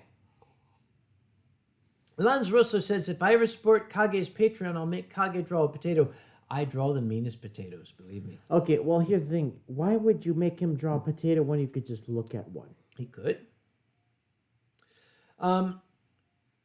Silent Dawn says, Grandma Kage might try to fight me for my birthday hog drawing. We shall see in April, won't we? What? Let's see. What we missed? Oh, we missed a bunch of stuff. Let's go. Marauder would like to know, Zeke. I think we answered this question, but we'll answer it for Marauder. Are you going to Anthrocon? I will be at Anthrocon, actually. Yeah, Anthrocon is one of the conventions that I would definitely not miss. It's a wonderful convention. I wouldn't know. I've never seen it. Neither have I, but I've heard good things. Undertaker's bottle of sake is almost gone. I'm very sorry, Undertaker, but there's nothing we can do about it. Our bottles are for us. Sorry, that's how it works. Life sucks, dude. Yeah. Life sucks, and then you, And then you drink. Yeah. Yeah. And Vovaka says, for some reason, my Dr. Lawson is slightly fizzy. Okay, Vovaka, that's not a good sign. you might want to bring that to an actual doctor. Actually, you might want to pour that out. That's called secondary fermentation. Yeah. And it means it started to go bad. I'm sorry. I hate to say it, but no. That doctor has had its license revoked. Doc Rat is it. Ladies and gentlemen, Doc Rat has joined us. Dr. Jenner, one of my most esteemed colleagues. It is good to see you, my boy. Yes, I can't wait to drink Dr. Jenner instead of Dr. Lozen. Yes. Zeke Hyena thinks you're hot, by the way. Hey, well, I mean, we have an appreciation for those that suffer in the savannah with us. I mean, is it... He likes classy older gentlemen. Oh, okay. You can't blame me if classy older gentlemen that dress well are attractive. And Jenner says, I will be at your friends this year. So he's going to your friends. Stop teasing me. I can't wait to meet him. Oh, so you do like classy older gentlemen, do you? Oh, look, there's another question that's definitely not distracting from this topic. Yeah. Oh, speaking of Doc Rat, by the way, here's a plug. Go to www.docrat.com.au because it is in Australia. We're in a story arc right now which is taking place with the dreadful and tragic wildfires. And I don't know where this son of a bitch is going, but I suspect he's going to make me cry very, very soon. He does that shit. Anyway, yes, we look very, very, very much forward to seeing you, Doc, at Anthrocon. I suspect my dear brother-in-law will be there. He is an incredible fan, and he looks forward to seeing you, too. And Doc Rat's, he says, I am evil. Yes, you are. You are the most evil son of a bitch this side of, well, you're on the other side of the world. Never mind. You're the most evil son of a bitch on that side of the world. Yeah, what he said. Yes. Let's see. And Anthrocon in some future year. Let me tell you about Doc Rat. What's that? Would you say that physicians are intelligent, forward-thinking people? Depends on how many letters they have in front of their name. The son of a bitch has got 27 goddamn letters after his name. And there's not that many in the English language. Anyway, he's got too goddamn many letters. Anyhow, Doc Rat came to Anthrocon. And he was selling Doc Rat t-shirts. Well, he didn't sell all of them, and when it came time to return to Australia, he thought, oh, I'm going to have to pay excessive baggage charges. I have an idea. Instead of packing all my unsold t-shirts, I'll wear them all. So when he went to customs, here was this distinguished older gentleman wearing 37 t-shirts on top of each other. At this point, I'm going to wait and let Dr. Jenner tell the rest of the story himself, should he ever find himself on a Yeenstream. But stay tuned, shall we? Anyway. Zenoth, I know you're a wine fan. Do you have a favorite scotch? I do not drink hard liquors. You gotta ask Alkali for that one. Ask Alkali. Or Boozy. Mm-hmm. Oh, and Jenner is saying, oh, God, stop. I heard you say that before, my boy. I wish I'd hear him say that to me. Could. Yeah, baby. We'll talk at Euroferments. I Yeah, happen we to know will. people. Jenner says, when you travel without a wife, you do stupid. I will point out that one of the greatest blessings in Jenner's life is his lovely spouse who prevents him from doing stupid things. And when he travels without his spouse, he tends to wear 37 t-shirts through security at an airport who asks him questions. We're just going to leave it at that, all right? Sounds like my kind of guy. Marauder OSU, do you like Moscato? Talk to my mom. I don't drink Moscato. It's too sickly sweet. However, wait, Wolf Brave says, hi, Majira Singapura. Do you see that? Hi, okay, you're mixing things. Majira Singapura. Who is Majira Singapura? I don't know. I think Majira is like this dude on YouTube, and Singapore is a country. I don't know the flag. Oh, wait a minute. Babaka asks, aren't hyenas matriarchal? What sort of position does that put you in? Well, what position does it put you in considering yeens are matriarchal? On the couch. That's my position. You got thrown out, didn't you? Yes, you're sleeping on the couch. Yeah, I'm like Todd from BoJack. Dave Nevius says, Moscato's too sickly sweet, yet you love Riesling. Riesling is not sickly sweet. It's not syrupy sweet. Trust me, Dave. I know my wines. Oh, by the way, yes. Doc, my mom is in channel, or maybe she's not. She might be doing her 250 steps an hour. Hey, Mom, Doc is here. Pay attention. And Kofu. Hey, Kofu is here. Kofu. Oh, Kofu. Yeah, the lion dude. One of the agents. He says, Haida. Haida? Yeah. Hi, Uncle Kage. Isn't that the hyena from that TV show? Don't I know somebody who cosplays him? Yeah, his name is Ben Diskin. Yeah, that's right. Yeah, that guy. And apparently female spotted hyenas have counterfeit yeen wee. How's this bottle doing? I am not going to test that whatsoever. How are you doing, Zeke? I still got a little bit in my bottle. I mean, are you hanging in there? Speaking of yeen weens. Well, I'll tell you. I'll tell you what. Yeah. I feel a little too hydrated now after I've had so much hydration so far. So why don't we continue keeping these folk entertained for the time being, and you can continue with the hydrations. Are you saying you're done? Well, I'm not saying I'm done. I'm just saying that I, as an African savanna hound, know exactly when I'm hydrated, and well, I feel as if I've been slated for my thirst. So you are an African Canadian. Afrinadian, yes, I am. Is that true? Well, I mean, what does it look like to you when I'm laying here with my paws kicked up on the table? Dude, there's definitely a drop down on that for affinity for that. Moving right along. Okay. Hi, Mom. Yes, was hoping Julia would come with. Doc, is Julia coming to Eurofurence? Because when she and my mom get together, they take over the world. Wait a minute, an African savanna hound, is that what you called yourself? I mean, isn't that not what I identify as? Do you identify as an African savanna hound? Something like that. Okay.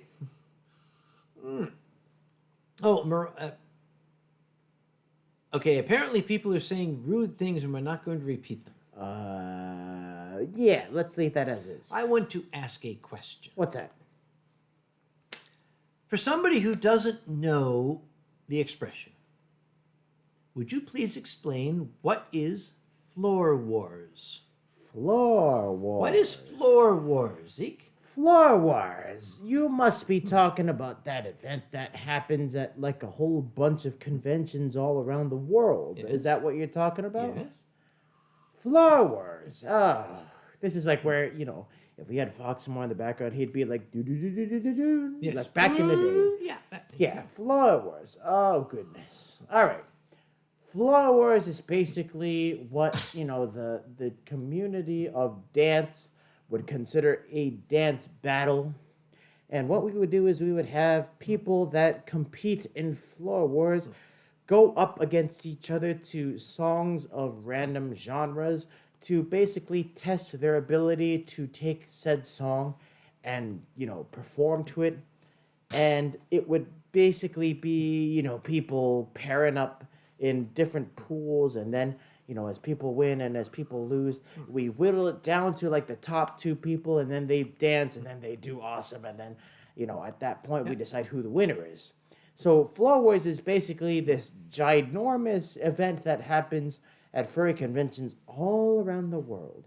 And, dancers come and they try out and they compete, and then they wow the crowd with their athleticism and their creativity. And then at the end of the day, there's one winner or multiple winners that are crowned. And basically that's Floor Wars. Yeah, that thing right there. I'm going to comment on that, but first I'm going to answer Undertaker's question, but I'm going to ask my mom to answer with great trepidation. What's that? Undertaker says, what was your favorite toy as a child? Ma! Answer Undertaker. What was my favorite toy as a child? And while she is answering that question, you talk about Floor Wars, but Floor Wars is related to the furry dance competition, right? Mm-hmm. I invented the furry dance competition. How so? Oh, I did. There was no furry dance competition till I came along. I was at a convention, and I saw a fursuiter who was sitting in the lobby and sitting a little more motionless than I like to see. Kind of like this. You doing all right? Oh, yeah. And I went up and I said, dude, you okay? And his chest was rising and falling a little more rapidly than I like to see. And he said, I'm just feeling a little overheated. Now, this is the early days. We didn't have headless zones and stuff. So I said, is there something I can do for you? Can I take you somewhere? He said, I just need to cool down. I had a great idea. I said, wait, I know what. I'll go to the bar and I'll get an ice cube. My phone is ringing. That is a bit of a problem, isn't it? No, might not be. Let's see what it is. Excuse me, ladies and gentlemen. Okay, it did not get forwarded. That means it's... Never mind. Anyway. Where was I? Oh, yes. So I went to the bar and I got an ice cube. Big ice cube. And I said, open your muzzle. He did the... yeah. I said, I kind of slam dunk this in and you can suck on the ice cube and it will cool you down and give you hydration. So I went, boop. But the thing is, I always sucked at basketball. And through his muzzle, I saw it hit here and slip down. That's how I invented the fursuit dance competition. Yeah.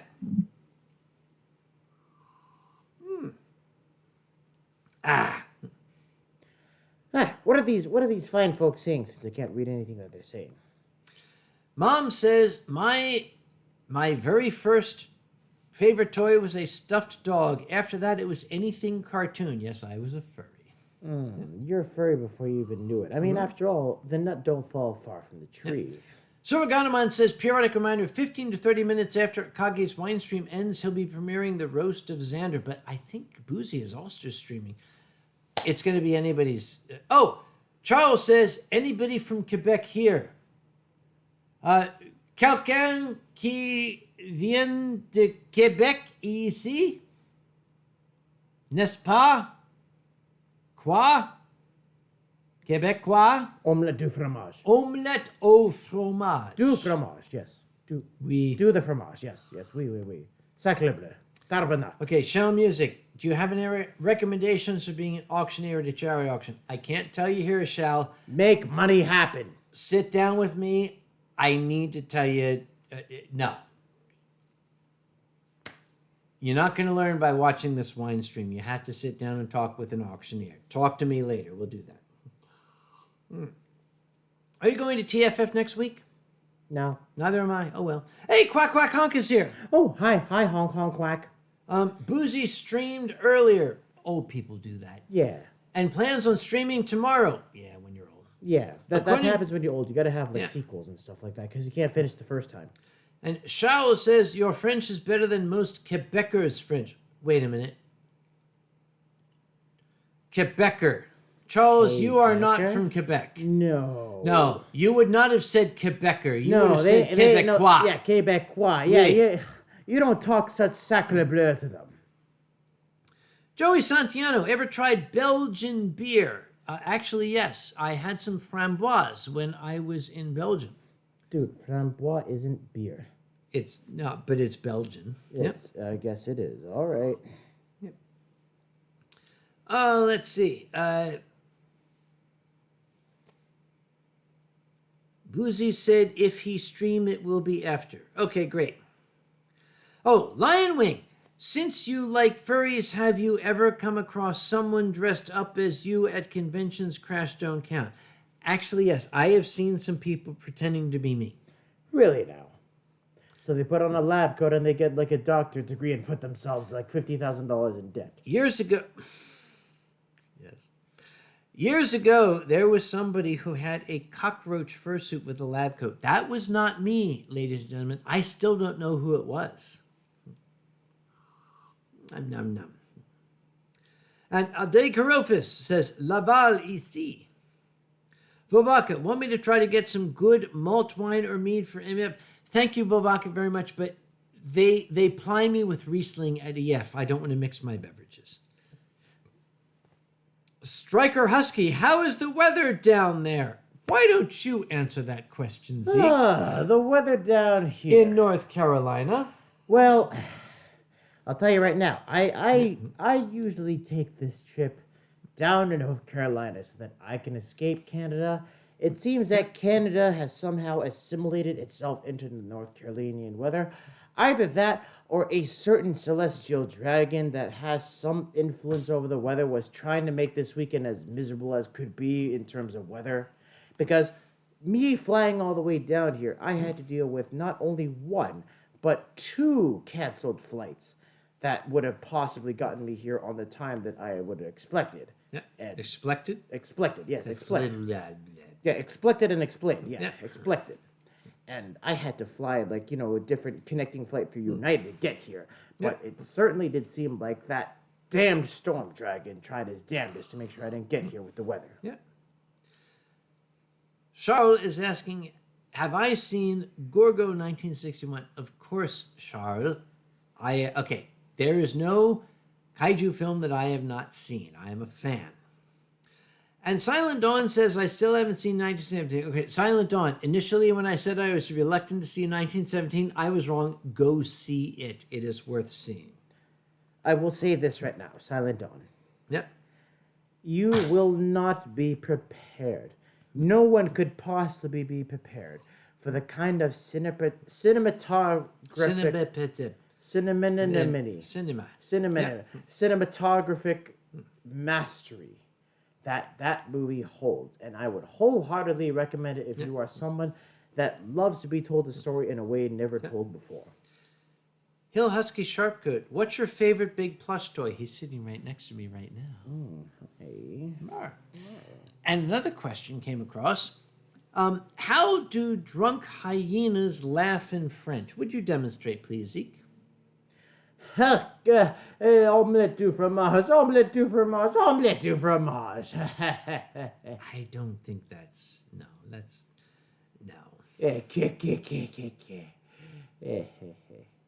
Zeke looks like he wants to see... I think Zeke might be... I'll tell you what, when this glass is done, I think the stream is done too, because I think my co-host might be finished. Draco says, who do you prefer, Zeke Hyena or Telephone? I've never been to bed with Telephone. Oh, wait, what? Hi. Sluggy Outer says, the Outer Banks.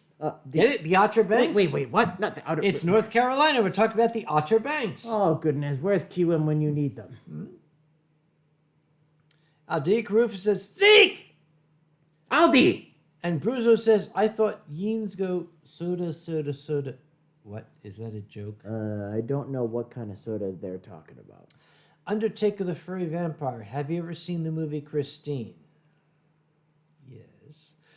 I've seen the movie Christine. Do I want to know what Christine is about? A Stephen King film. That Christine. Let's not talk about... Her name's Christine. Let's not talk about that movie Christine then. How about that? Diana Maddox says, who's your favorite, Tianlong or Zeke? That's a very unfair question, That's Diana, considering my guest is sitting next to me right now. Yeah, it's a very loaded question, because you could, load the gun many different ways. Yes. And apparently Zeke is a lousy drinker. I'm not a lousy drinker. I just know when I've had my hydration. Zeke is lousy with alcohol. He's also lousy without it. Anyhow, who do you think is cuter, Zeke or Chen? Okay, Chen is attractive. Zeke is cute. I mean, look at this face. This face. Yes. Wake up. Wait. We're still on the stream. Oh, hi, stream. Hi. Yeah. Marauder says, ever seen Dr. Strangelove or How I Learned to Stop Worrying and Love the Bomb? You're talking to a child of the 60s, Marauder, of course. We must not allow there to be a mineshaft gap. Yes, I have seen the film. What he said. Yeah. And apparently, yes, Zeke is a lightweight. This stream is not going to go on very long, ladies and gentlemen, because my co-host is indeed a lightweight. He can't hold his liquor. I apologize. I happen to be an African savanna hound, which means that we are not used to having plentiful amounts of hydration. We're usually like just drinking 10 sips or less of water, pure water, I'll have you know, and that's all we get for the month. Sholosa hezum kabas timela secumerolesia. We me la maleka hezum kabas timela secumerolesia. There's your African for the night. Charles is asking, was the furry fandom so different in 2000 compared to 2020? Oh, hell yes. Yes. Oh, furry trainer, hello, dear. You are here. You have to go feed 7 cats and a dog. That sounds like a very furry problem. And Aldea Carufus says, Zeke is one of my 3 favorite fursuits, able to turn me into a melted puddle of goo. There is a drop down of fur affinity. Oh, absolutely. There's a drop down of fur affinity for that. But that's where I like being. Draco, what would you do if I was drinking your favorite wine right in front of you and didn't offer you any? Easy, I'm from Philadelphia. I would shiv you, and I would drink your wine. I'm sorry, that's how we do it where I come from, yeah? Oh, I mean, as long as you're not carrying a violin case. Yep. Is FA back up? I hear it's back up, yes. Oh, well I guess Yep. all the kitties on the internet are happy again. And all of a sudden the channel empties out. Everybody goes to fur affinity. Exactly. Num. Zeke, Hi. do you like The Lion King? Well, I would be amiss if I were to say that The Amiss? Lion King were not one of my favorite. Remus. Remus. You'd be remiss. Remus, I must go by what I meant, not by what I said. Yeah. By the way, as an old guy, oh, you like The Lion King, do you? Oh, I love The Lion King. Look up a Japanese anime called Jungle Emperor from the 1960s. It was shown in the United States as Kimba the White Lion. Oh. It's the exact same story, even has the hyenas. Disney frickin' stole The Lion King word for word from a Tezuka animation from the 60s, Jungle Emperor, and called it, oh, it wasn't Kimba, it was Simba. Yeah. And Kamikage says, what in the Mother of Olympus was the Greek educational show about a tiny green alien learning about the Greek language and culture? What? It was called Alf. Yeah. Yeah, something like that. Yeah. Once again, ladies and gentlemen, when this glass is empty, so because my co-host is done. He is a lightweight. I don't know what you're talking about. I'm just enjoying myself. Yep. Okay, all you Don't old people. be dehydrated, kid. Who's the king of animals in Africa? Yes, you remember Kimba the White Lion. Yeah. Yes. Num. And Bobaka says, look up Hamlet from 1599. Okay, touche. Yeah. Yeah. Oh, apparently that was shown in French Canadian, Le Roi Léo. The Lion King, Kimba the White Lion was Le Roi Léo in the 70s. Mama T, how many ultra sponsors did you get for Anthrocon? Okay, Mama T, we capped the number of ultra sponsors at 25. We hit the cap. Well, hi. Yeah. Hi. Yeah, I'm still here. Hi. What is this? Do you hear that? Yeah, it's hard. Dude, I didn't know that you were that aroused by the stream. That's my phone. Oh, it's your phone. Oh, okay. Hi. Oh, apparently FA's down again. How do male hyenas handle alcohol intoxication? Right here, ladies and gentlemen. Say something intelligent, Zeke. Saga says, why cap them? Reasons. Trust me, Saga, reasons. We'll talk about it, okay? Silent Dawn says, crap, my ashtray is on fire. Don't mix painter's tape with cigars. That sounds like a very North Carolina problem. Oh, I'm very, very happy Boozy's not here right now. Yeah, I Okay, really Silent Dawn, whatever you're doing, don't. Just stop. Okay, stop. Doing what you're doing. Stop it. Vovaka says Zeke couldn't say something intelligent sober. Is that true? There we go, ladies and gentlemen. You heard it here first. Wait a minute. You're at... Okay, Silent Dawn, just don't. Just whatever... Okay, Silent Dawn, do you know how you are normally? Don't. Just don't. Okay, don't do that.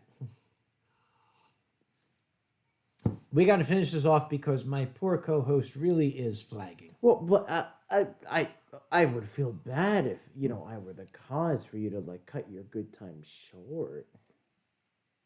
Ladies and gentlemen, could somebody look it up? When is Mardi Gras this year? I think we're coming up on it. Something like that, yeah. Wait, it's palindrome time. Oh, wait. It is now 8 2020-02-22 at 20:02:02. It is 8:02 p.m. Okay, do we have to do a certain sort of song and dance and shit like that? No, we're just... You're just gonna Yeah. drink. All right, you're just gonna drink. You gotta reverse Uno card your drink right now. Okay, we can do the Sesame Street 2 song. Which is Two, let's sing a song of two. How many is two? But I don't remember what 2 was all about. I really don't know. Is it Countula? No. It always ended with Frank Oz as a baker carrying a bunch of pastries and falling down the stairs. I don't know about you, but that sounds delicious as heck right now. It was, yep. Yeah. Oh, this coming Tuesday. So, ladies and gentlemen, we are coming up I'm going to start that sentence again. Yeah. Ladies and gentlemen, we are coming up on Mardi Gras, Fat Tuesday, this Tuesday upcoming. So, laissez les bon temps brûler. Nom. Apparently, it starts on Taco Tuesday. Oh, there's a... That's a great start to Taco Tuesday and Mardi Gras Tuesday right there. And speaking of Mardi Gras, remember, Mardi Gras is the night before Lent. Yeah. We must give something up. I am giving up abstinence for Lent. I'm giving up sobriety. Me too. Yeah. Yeah. All right. You know what? What? My poor co-host, I think, is done. Well, I was just a little dehydrated. Now I'm a little too hydrated.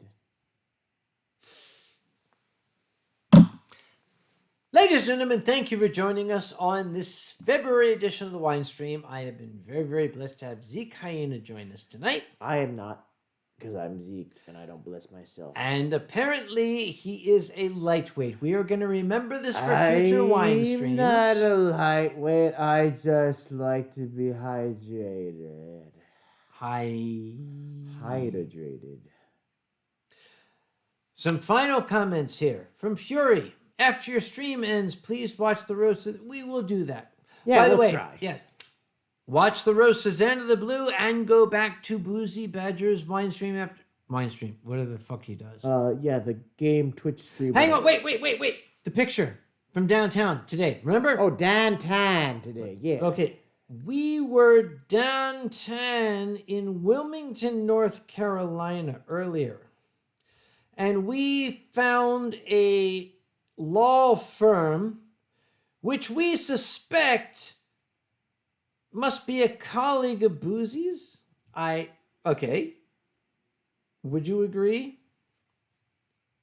Wake up, Zeke. No, hi. Oh, he's done. All right, ladies and gentlemen, we're going to end very soon, but I have to show you this. What are you doing? That's your status bar. Oh, that's how that works. Oh, hi. Wow. Oh, wow. Those pictures. Wow. Hi.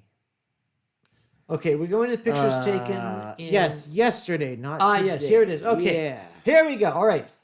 We were down in Wilmington, North Carolina, ladies and gentlemen. I'm going to hold this picture up very, very close, and hopefully you can see it.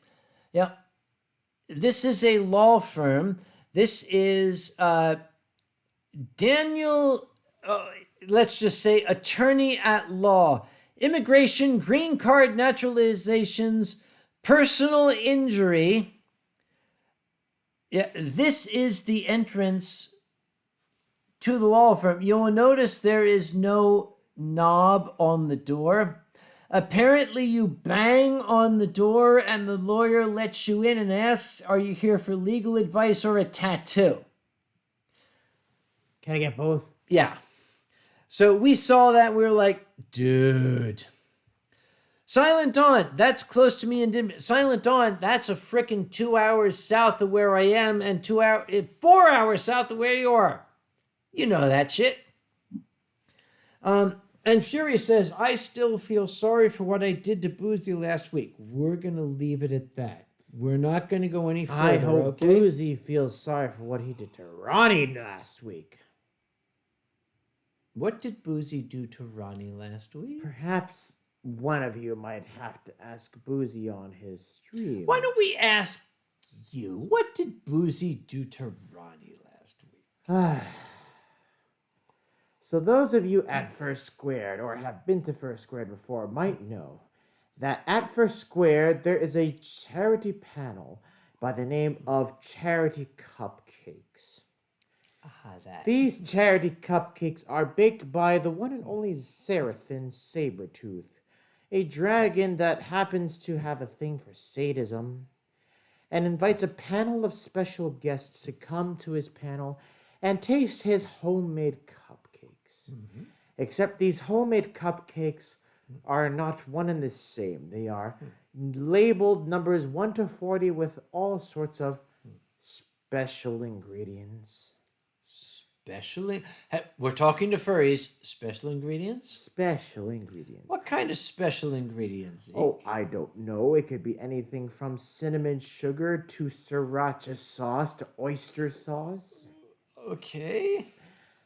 And the audience can pay for any one of these contestants to come up and try one of these flavors and learn about what flavor it is, or even save a contestant at the expense of another's. Let's just say that Ronnie and Boozy, they were supposed to have a good time together. Did they? Ronnie ended up having a good time biting down on that cupcake and that cupcake, yes. And hurling into that wastebasket right beside him. Oh, just like drinking McDrinkface. Yeah, exactly. All right. Ladies and gentlemen, this has been a lot of fun. I very much hope that you all have had half as much fun as I and my fine co-host have had tonight. Yeah, me. Because this is fun for us. Entertaining you guys, this is great. It makes us happy. If we have brightened your day or given you something to smile about, then that's perfectly fine for us. But even though this is not the latest we've ever done a wine stream, my lightweight co-host here, who cannot hold his booze... What are you talking about? I'm not light, I'm pretty Which heavy. Uncle Kage is going to be busting his balls about for weeks, we're just saying. Yes. I mean, no. I think it's time that this stream were to come to its logical conclusion. If you could say there is a logical conclusion to all this. You're hot. It's definitely time to come to a logical conclusion. So, Yeah. my dear friends, thank you once again, especially our Patreon patrons. We adore you. If anybody else wants to become a Patreon patron, we'll adore you too. Go do it. This guy. Yeah, not me. This guy. So, right now, we are going to hit the stop streaming button, which I didn't hit last time. I hit the stop recording button. Oh. And it kept going for a while. Yeah. We are going to make sure we hit the stop streaming button this time. Right? Yes? Yeah. Zeke, help me out with this. All right. As my great, I don't want to say mentor. Yes, why not? As Red Skelton used to say, the man who inspired me. Good night, and God bless. Bleh. Bleh.